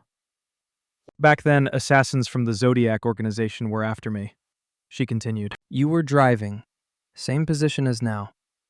And you took that crazy drift so hard you threw me straight out the window." The seatbelt didn't help one bit. I hit the ground hard on the side of the road. My head smashed against a rock, and I blacked out. When I came to, that psycho in the mask had captured me and injected me with a toxin called fading charm. A sharp pain twisted in Ra's chest. The memory of that day still burned vividly in her mind. Jaden was speeding like a maniac, cold sweat dripping down his temples. "Boss, please, if you want to reminisce or settle scores, can we not do it right now?" "You're going to fry my brain here." Rana regained her calm composure. "That's when I learned something. Every car has performance limits. The higher the performance, the easier it loses control in emergencies." Unless you surpass those limits entirely. At this point, Jaden's brain felt like it was about to short-circuit. "Boss, for heaven's sake, can you please just get to the point already?" Rana suddenly flipped open a hidden panel, revealing a second steering wheel. She told him flatly. "The answer is simple. A car needs 2 steering wheels." Jaden's 20-some years of understanding cars were instantly shattered. What the hell kind of next-level move is this? The two of them worked together, using both wheels to make a synchronized turn, darting into a narrow side road. The off-road vehicle chasing behind them shouted excitedly, "That road's straight for 10 kilometers. No turns. We can gun it and cut them off." The engine roared louder as the pursuers accelerated madly, but soon the driver realized something was wrong. Even at max speed, the gap was growing wider. The hitman riding shotgun muttered coldly, "The car's been modded. If we can't catch them, we'll have to intercept from ahead." Just then, Jaden yelled, "What's wrong up ahead? Who the hell left obstacles on the road? I'm going to crash!" Ra stayed calm and told him, "Duck!" Then she swiftly pressed a red button. With a metallic clank, 2 sharp spikes shot out from the front of the car, flipping the obstacle clear off the road. Jaden let out a gut-wrenching scream as the obstacle smashed straight through the car roof. Meanwhile, the off-road vehicle behind them jolted over a few speed bumps. It launched into the air, flying straight over the debris ahead. The tires scraped against the guardrail with a screech, leaving the 2 men inside frozen in shock. The 2 men in the off-road vehicle sighed in relief, thinking they had finally survived. The lead hitman, drenched in cold sweat, said, "Forget it. Keeping our hides intact is more important. Let's just back off." But before he could finish, the driver shouted, "Something's wrong." The earlier crash had warped the chassis, jamming both the brakes and the accelerator. "We're done for," he cried. Their faces went pale as death, while Rana's car sped ahead, disappearing into the dust. What they didn't realize was that up ahead, the annual street racing championship was underway. The announcer's voice blared over the loudspeakers. "All racers have now taken off." Driver number 4 is currently in the lead and approaching the first technical curve of the track. In the stands, Liam had been dragged there by his younger sister Bella to cheer for her favorite racing idol. The commentator suddenly gasped when 2 unfamiliar cars burst onto the racetrack, even though the entrance was supposed to be closed. "Is this an accident? Should we pause the race?" they wondered aloud. Then the head referee suddenly yelled in excitement. "Wait, that plane car? That's the legendary RS-86. I'd recognize it even if it were ashes. That's the car driven by the car god S 5 years ago." Everyone still remembered that winter race when car goddess S had appeared out of nowhere, hitting an impossible top speed of 900 kilometers per hour, a record no one had ever beaten. He drifted through corners using inertia and water slicks, crossed the finish line like a meteor, and left before even taking off his helmet. What are you all standing around for? Add Car Goddess S back to the race roster. We're witnessing the legend himself again. Bella stared at the big screen, her nerves tightening as Cardessa's car overtook every racer at an unbelievable speed, soaring to the lead. But that woman in the passenger seat looked oddly familiar. She turned to ask her brother, only to find his seat empty. He had vanished without a trace. Meanwhile, in the car, Jaden frowned in confusion. Boss, why are there race cars on this road? Rana replied calmly. Let them race. It's none of our business. Suddenly, she looked up and saw the off-road vehicle flying out of a curve, hurtling down from midair. It crashed hard right in front of them. To avoid a collision, Rana yanked the wheel, sending their car into a front flip. But the angle was all wrong. A full 1.5 spin. The roof tore clean off, and they were about to smash head first into the ground.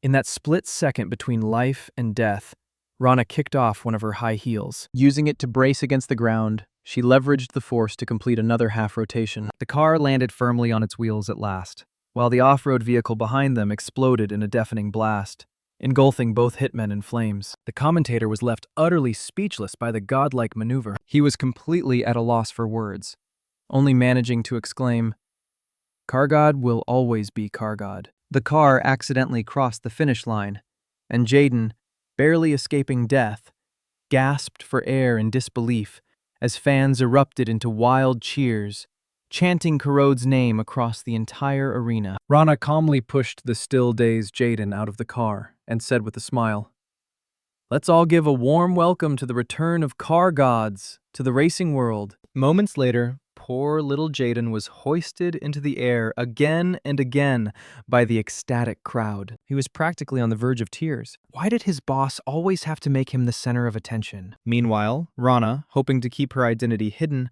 quietly tried to slip away. But Liam suddenly appeared in front of her, blocking her path with a stern expression. I honestly can't figure out how a woman who treats her own life so recklessly is still alive, he said coldly. Rana shot him an irritated side glance. Whether I live or die, what's it to you? Before she could finish, her ex-husband slung her over his shoulder. Struggling against him, she snapped, "What the hell do you think you're doing?" Liam lightly patted her backside and said, "Be good. Your heel broke.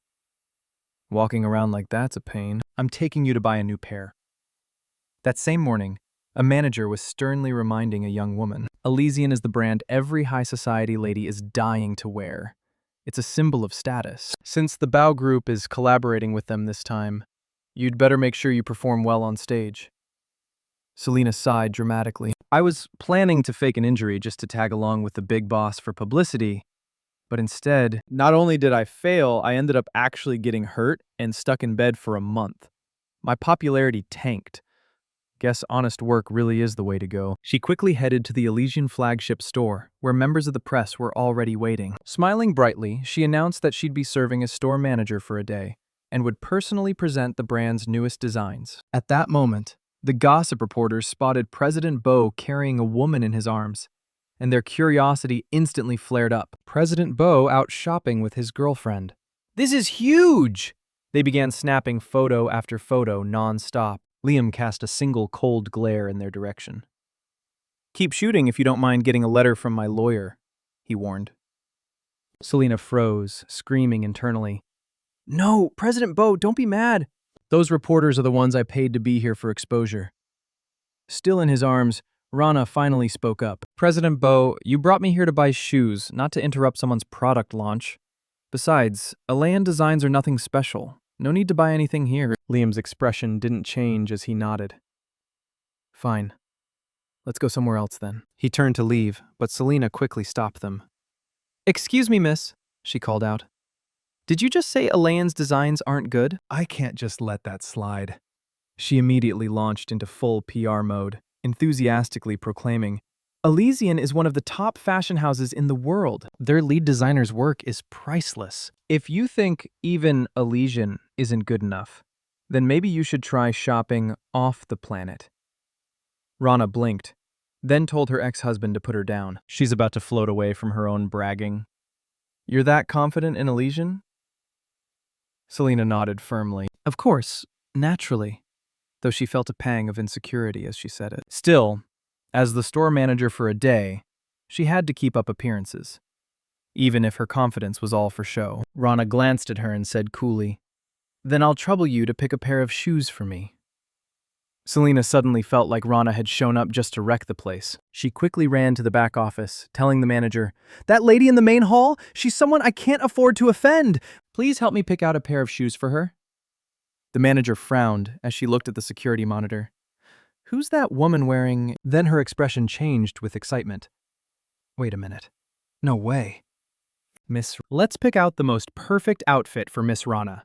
Our boss must be doing a surprise inspection. With a respectful tone, one of them said, "We notice one of your buttons seems a bit scuffed. So, while choosing shoes, we also prepared an outfit that matches your elegant style. Would you care to try it on?" Raya didn't refuse. She went straight into the fitting room and changed. When she came out, she looked like a stunning, dewy rose, nodding slightly as if to say, "This will do." The reporters were completely dazzled by her beauty. If someone this gorgeous ended up on the front page, today's alien product launch would definitely make national headlines. Rana, deciding she might as well help promote her own brand, smiled faintly and said, "One photo is fine. Besides, Miss Wang has done a great job managing the store today. You might want to give her an exclusive interview." Out of nowhere, her overbearing ex-husband appeared, slipped an arm around her slim waist, and said, "If there's only going to be one photo, we might as well take it together." Raya didn't even look at him. She turned, gestured for Selena to come over, and invited her to join the picture. Selena couldn't really say no. She sensibly stood what felt like 8 feet away from Rana. Liam gave her a casual glance and said, "This girl's got a good eye. Give her a raise later." When the photos came out, at first glance, it looked like Selena had been photoshopped in. Standing beside those two, she just looked awkwardly out of place. The next day, when she opened her social media account, she froze. In just a single day, her follower count had tripled. Oh my God, this can't be real. Her assistant came running in, shouting excitedly, "You didn't just get more followers. CEO Bo even praised you. He said to give you a big raise." Selena was so touched she almost cried. Miss Rana really is my lucky goddess, she thought. From now on, I'm officially a die-hard fan of hers and of CEO Bo. Meanwhile, the passionate racing fans had surrounded Jaden, refusing to let him leave. "You're the car god even if you're CEO of Serenity Pharma we're not letting go." After a long while, a calm, commanding voice came from outside the crowd. "Let him go. He's not the real car god." The fans looked disappointed, but eventually dispersed. When Jaden saw who it was, his expression darkened. "Didn't expect CEO Bo to come bail me out? Since when are you this generous?" Liam replied coolly. "I just have a few questions I need to ask you. Privately." Jaden immediately tensed, guessing this must be about the boss. "What kind of questions?" he asked, cautiously. Liam paused for a few seconds before speaking slowly. "The poison inside Rana's body. It's fading charm, isn't it?" Liam rarely spoke in such a serious tone.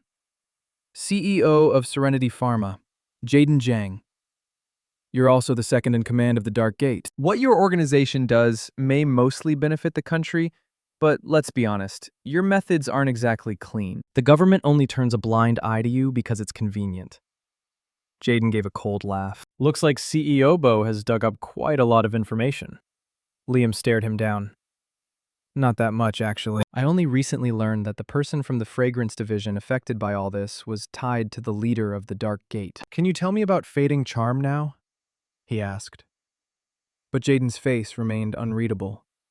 He clearly had no intention of revealing anything. Just as he was about to leave, Liam spoke casually. "That night it was you who called me, telling me to go save her, wasn't it?" Jaden stayed silent for a long time, then suddenly turned around. "I can tell you, but once you hear it, don't regret it."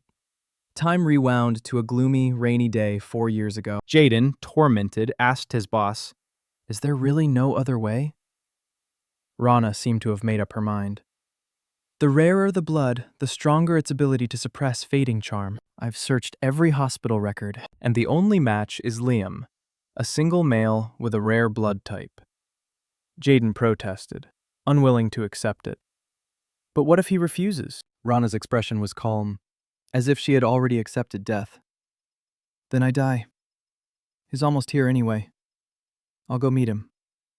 Outside the emergency room, a breathtakingly beautiful young woman stood in the rain, looking like she'd gone mad. She stopped random men on the street asking if anyone would marry her. She didn't want money, fame, or love, just a marriage immediately. That was the scene Liam walked into. After being rejected by countless men, the girl was on the verge of collapse. Then an umbrella appeared over her head. A tall, handsome man stood before her and asked gently, "What's your name?" Jaden's voice cut through the memory like ice. "Wake up, Liambo. Renaya married you only to neutralize the poison. She never had feelings for you." A wave of loss washed over him. Liam's expression was complicated, full of emotions he couldn't name. He just wanted to find a quiet place to sort through everything. Jaden sneered. "That's it. You're just going to walk away without saying anything?" Liam, unwilling to back down, shot back coldly. "Watching the woman you love fall into another man's arms. Someone like you must think that's noble. Admirable, even." The remark nearly made Jaden choke with anger.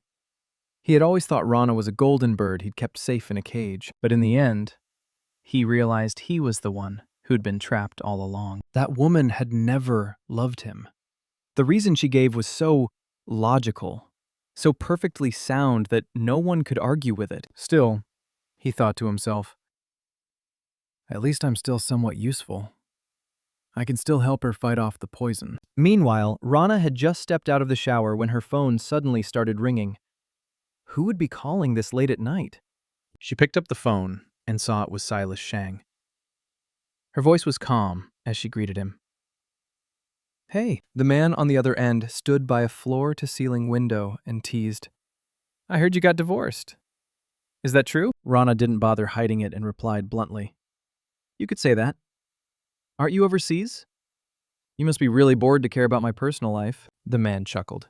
"Your marriage isn't exactly a small matter to your family," he said playfully. Rana's tone stayed indifferent. "Do whatever you want." Then his voice shifted. "I'm planning to come back next month. For a while. Let's get together when I'm back." After hanging up, he casually picked up the metallic mask lying nearby. He slowly placed it over his eyes, a cold smirk curling at the corner of his lips. That stubborn girl. She'd rather marry some wild man she'd never even met just to save herself. She wouldn't even bow her head and ask me for help. So damn prideful. Now I'm curious. Now that she's divorced, did the poison ever get cured? Outside, a storm raged through the night. Rana, deep asleep, was jolted awake by the crash of thunder. "Guess I'll grab some water and go back to bed," she muttered. Just then, lightning flashed across the pitch-black sky, and she nearly choked on her drink when she caught sight of a dark figure standing outside the window. What the hell? Was that a person or a ghost? Summoning all her courage, she went to look closer and saw it was her ex-husband. A sudden wave of anger rose inside her, sharp and unexplainable. She stormed out and grabbed him by the collar. "What the hell are you doing out here in the middle of the night?" The door wasn't even locked. "Why didn't you just come in? Standing out there in the rain like that." "What, trying to look all pitiful? You think that's going to make me feel sorry for you?" Her ex-husband mumbled something under his breath and nodded. Rana couldn't quite catch what he said, while Liam just stood there, staring blankly at her. Then he raised his voice and said, "Yeah, I'm pretending to be pathetic in front of you on purpose, just to get a little sympathy. To trick myself into thinking your pity means you still care." Before she could react, he pulled her tightly into his arms, continuing, "If you're yelling at me, it means you still care. I'll take every insult as proof you haven't completely given up on me. As long as you're still talking to me, I'll take it as a sign you want to get back together." Rana struggled to breathe in his tight embrace, grinding her teeth. "You really do fake being crazy better than anyone I've ever seen." Just then, Liam's body sagged slightly as he smirked and said, "Once my wife, always my wife. You'll be mine for life." Rana, worried the rain had soaked straight into his brain, quickly dragged the lunatic into the bathroom. With a loud thud, she tossed him straight into the bathtub. Then she grabbed the shower head and sprayed him right in the face. Liam flinched, trying to dodge as his mind slowly started to clear. Annoyed, Renea told him, "My boundaries don't change. You can twist that however you want." She threw the shower head at him and said, "Finish your shower, then get out. Don't bother me while I'm sleeping." Once she left the room, Liam brushed his wet hair back and grinned. Hot water. She still cares. Guess I'll just keep shamelessly believing my wife secretly likes being stuck with me. The next morning, Rana woke up and found a neatly folded note by her pillow. Come to Serbia with me. I'll pick you up at 5 p.m. Her temper flared instantly. Unbelievable. He's really pushing his luck now. After breakfast, Rana headed to the city's broadcast hall to check on the rehearsal progress of the 20 debutantes show. Then she waved down a taxi and told the driver to take her to the high-speed rail station. Thinking about the note her ex had left, she snorted. Pick up what? Maybe the air, because I'm not going anywhere. Every day with him felt like watching a cheesy CEO romance drama come to life. If I don't get out of here now, I'll probably end up serving that man from head to toe like some personal maid. Suddenly, her eyes flashed with alertness. The road ahead was growing more and more deserted, and she quickly realized this wasn't the way to the high-speed train station. She glanced at the driver, whose face was expressionless, and asked coldly who he was. The driver didn't answer. Instead, he slammed on the gas. Trying to sound calm, the driver said, "Don't panic, miss. I was just asked to take you to the airport." Rana let out a cold laugh. "If you want to take me somewhere, you'd better have the skills to back it up." The driver replied evenly, "Miss Rana, I suggest you don't make a move in the car. My driving skills aren't the best." Rana was momentarily speechless. "Well, that's one hell of an excuse," she muttered. The driver, unfazed, pressed the pedal harder.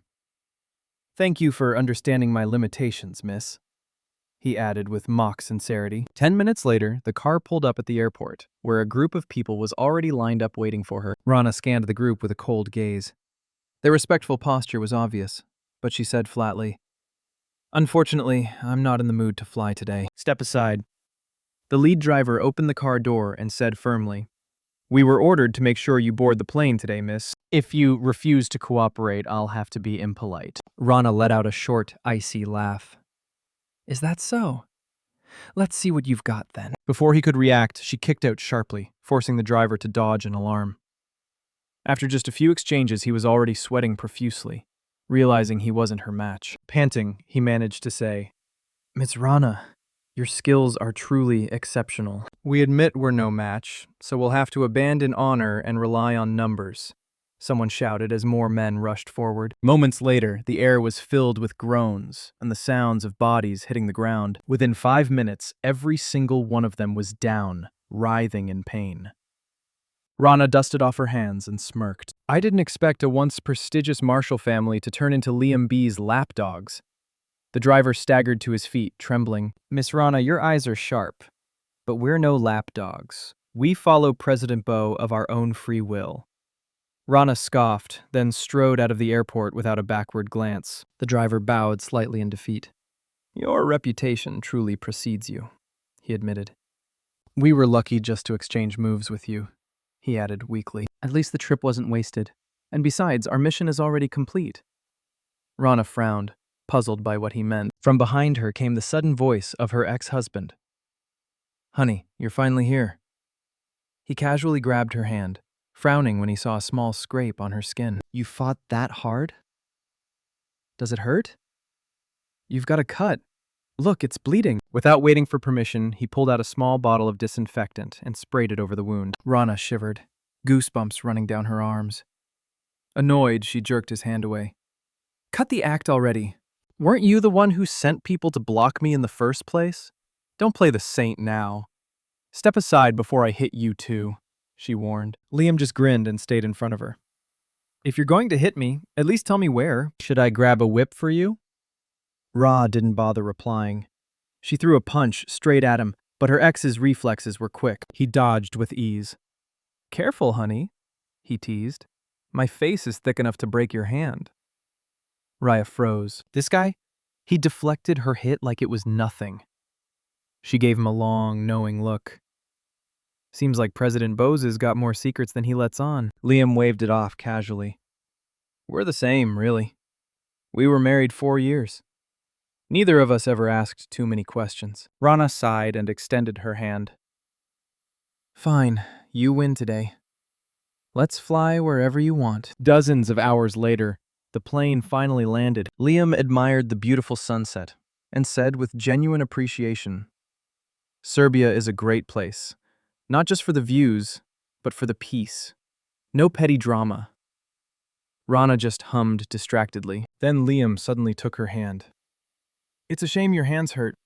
Otherwise, we could go soak in the hot springs later. That was the last straw for her. You could have invited literally anyone else to travel with you. Why drag me into it? Liam looked at her healed hand and said softly, because it has to be you. Rana pulled her hand free. You're not about to confess some deep feelings, are you? Because let me make this clear, I don't like you. And I'm not going to take you back out of pity either. Liam just grinned foolishly. Got it. You pity me and care about me. Rhea glared. Do you even understand human language? Liam suddenly cupped her face, his tone turning serious. I really do like you. Rana went speechless for a moment before saying, I already told you. I don't like you. Liam slowly leaned closer, his lips almost touching hers. Then just use me. Exploit me. Take everything I have without giving anything back. As long as I'm still worth something to you, that's enough. Rana pushed him away angrily. President Bo, could you at least try to have some self-respect? I don't need your pity, and I don't need your self-righteous sacrifices. Can't we just let each other go? Liam shook his head firmly. If his wife wouldn't reveal the secret behind fading charm, he couldn't just stand by and let her suffer physically or mentally. He swallowed hard, his face turning serious. I've got my own reasons for going after that secret organization. The Zodiac. Having one more ally like you wouldn't hurt, would it? Rana narrowed her eyes, thinking for a long moment. So that's it? You're pulling all this just to form an alliance with me? Liam suddenly leaned close to her ear, lowering his voice. The person secretly developing the drug for the Zodiac goes by the codename Phoenix. There's a good chance it's the same Phoenix Master who vanished into the mountains more than 10 years ago. Rana's mind went blank for a second. Then flashes of vague childhood memories came rushing back. She was 6 years old when she was taken to a secluded mountain estate. There, a masked man with an icy voice had told her, From this day forward, you'll train under me. The little girl had blinked her big eyes and asked curiously, Who are you? Why are you teaching me? The masked man had smiled faintly. Because your mother and I once shared a bond. Before she passed, her only wish was that you grow strong and learn to fight on your own. As for how you address me, just call me Phoenix. Liam's voice brought Rana back to the present. He said he once knew the late leader of the Macau Alliance, who had passed his title to his top disciple, Phoenix. Rana was startled he knew about that, and asked offhandedly, How many more secrets are you hiding? Exactly. Liam looked at her with a teasing glint.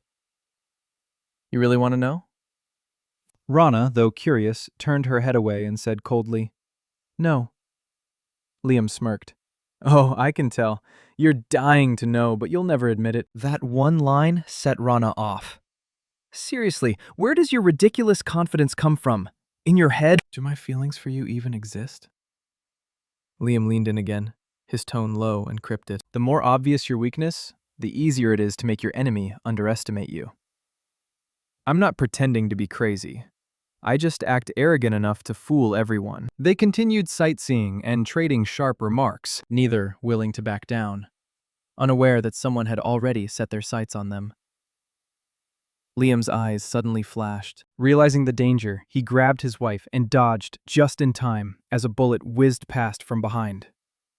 He caught his breath and scolded her. See, you were too careless again!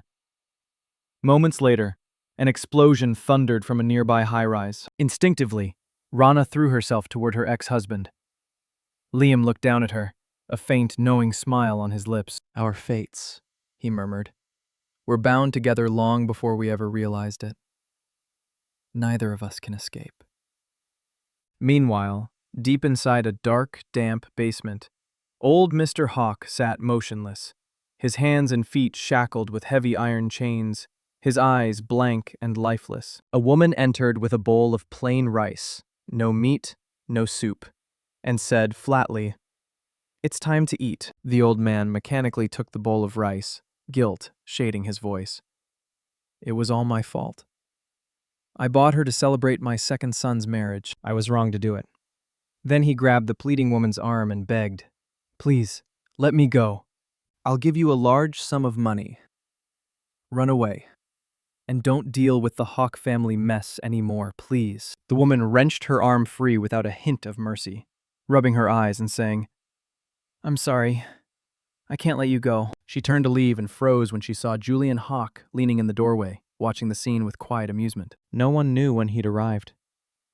She dropped to her knees in terror, stammering, trying to explain what had just happened. Julian coldly lifted her chin. You, second aunt, did nothing wrong. Why are you kneeling? The woman trembled so violently she couldn't form a sentence. He released her and waved a hand dismissively. Get up and go. I want to speak with the old man properly.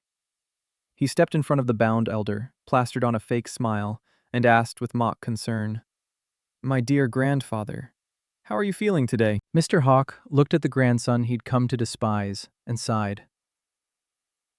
What I did back then was out of desperation, for the sake of the Hawk family. Enraged, Julian grabbed the old man by the hair and barked, Who are you trying to fool? You handed my aunt over to those perverted beasts to abuse, and now you want to wash your hands of it?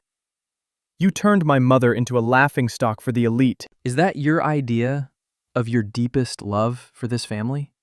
The way you acted as a father and grandfather? Mr. Hawk lifted his scarred, sorrowful face. I suffered for the family. When the chain of our businesses was broken, your mother stepped forward to deal with them to save the Hawk clan. Julian sneered and picked up an iron hammer with practiced cruelty. After all this, you still have the nerve to lie. Looks like the last time I broke your knee didn't do the job. Time for a little more. What followed were hard, hammering blows. The echoes of the old man's screams and curses filled the cellar as Julian burred him. You're an animal. How did I end up with such an inhuman grandson? You call my mother a... Without the Hawk name, she'd be nothing. Now look at you. Julian kicked the old man's legs, leaving him crippled on the floor, then laughed cruelly. Now I hold the power of the Hawk family. Your youngest, your favorite, lies paralyzed in bed, and your other grandchildren are only fit to be my servants. I'll have you watch as the empire you built crumbles under my hand. I want you to see the whole Hawk family dragged to hell with me. Hidden by the doorway, the woman who'd been listening to Julian's almost deranged screaming and the atrocities he committed to the old man, felt a terror well up from the depths of her soul. She knew she had to find some way to stop this madman. Assistant Alex, shaken, rushed into the restaurant. There was a shooting at the hotel just now. Are the boss and madam okay? Ra looked up at him, her expression mixed. Liam is calmly eating. What's there to panic about? I'm not dead yet. Find the police and demand an explanation. If this doesn't concern us, we won't push it further. Alex bowed and slipped away to do as asked. Not long after, a phone chimed. A mysterious message arrived. The sniper was sent by the Zodiac organization. After we discovered them, they detonated the bomb and perished in the blaze. The intended target was likely Miss Rana. Rana shot him a glance. You've gone out of your way to hide these secrets, sending them through special channels and covering every trace. Yet now you're showing them to me so casually, Liam replied indifferently. Why would I need to hide anything from you? Raya picked up a piece of food with her chopsticks. And why would you have any reason to tell me in the first place? Liam tilted his head, looking at her seriously. Because I want to know your secrets. To prove I'm sincere as an ally, I have to reveal mine first. Rana let out a mocking laugh. Honestly, my disguises aren't that deep. With your skills, you could find out everything about me without breaking a sweat. Annoyed, Ranaya said, You've got some nerve. Aren't you afraid I might secretly stab you in the back? Liam took her chopsticks and fed her a piece of braised pork. If you wanted to deliver justice, that would mean I must have done something truly unforgivable. He looked at his wife with a gaze full of deep affection. After a brief silence, Rana couldn't hold it in any longer and exploded. Got any clean chopsticks left? The fact that you find my saliva disgusting just proves you don't care about me. You even bit my chopsticks. Look at the dents. Why don't you use your own? Get out right now. Meanwhile, Julian's second aunt nervously reported to the family head. The assassin Julian sent after Rana has failed. The person who ruined our plan was from Bureau 6. It was us who leaked Rana's location. Will the higher-ups hold us responsible? Julian's face remained expressionless. No one cares about a few small fry dying, but that Rania Sue, she's something else. Bureau 6 is a formal government agency. They never get involved in private feuds. Yet this time they crossed the border to act over a single woman, and the leaders of the Zodiac organization seem to have had their eyes on her for quite a while too. Such an intriguing woman. Instead of following orders to eliminate her, maybe we should give things a little push. Let the Zodiac organization go down together with the entire Hawk family. After saying that, he stroked the golden mask in his hand, lost in thought. At that moment, the 4 members of the Sue family were happily gathered around the dinner table. The Hawk family had recently invested a large sum into their company and sent an invitation for them to attend the old man's birthday banquet next week. Rana's mother's eyes lit up as she turned to her eldest daughter. It's rare for our family to get this close to the Hawk family. Fiona, you must seize this chance. The eldest daughter confidently brushed her hair back. Don't worry, Mom. With my looks, it won't take long before I've got young Master Hawk completely hooked. If that guy falls for you, he must be possessed, her younger sibling teased. Fiona, unfazed, said proudly, Please, I'm the most attractive woman in the world. Just then, they heard the door click open, and Rana walked in gracefully carrying gifts. Her stepmother smiled falsely. Oh my, you really should call before you come home. We could have prepared dinner for you, Robert chimed in. She's right. Why the sudden visit? Rana responded lazily to the 2 phonies, her tone cold. I came to see Grandma. Why isn't she eating with everyone? Fiona was just about to say Grandma was. Her mother quickly covered her mouth, sounding a bit panicked, as she said that she had registered her for a senior tour group a few days ago. She had already gone on the trip. Rana, a little suspicious, set the gift down on the table. Though this household could be unpleasant, her grandmother was still her father's mother. Surely they wouldn't go so far as to mistreat her. As she was thinking that, she heard a few faint, raspy coughs, seemingly coming from the storage room. Alert, she called out, asking who was coughing. The woman stammered, saying that it was just the housemaid who had fallen ill, and that such a small matter wasn't worth her concern. Before she could finish speaking, Rana slapped her across the face. Rana suddenly shoved the door open, froze for a moment, and then felt a surge of burning rage rise within her. There on the floor, her grandmother was curled up on a thin rug, coughing weakly, her breath shallow and fading.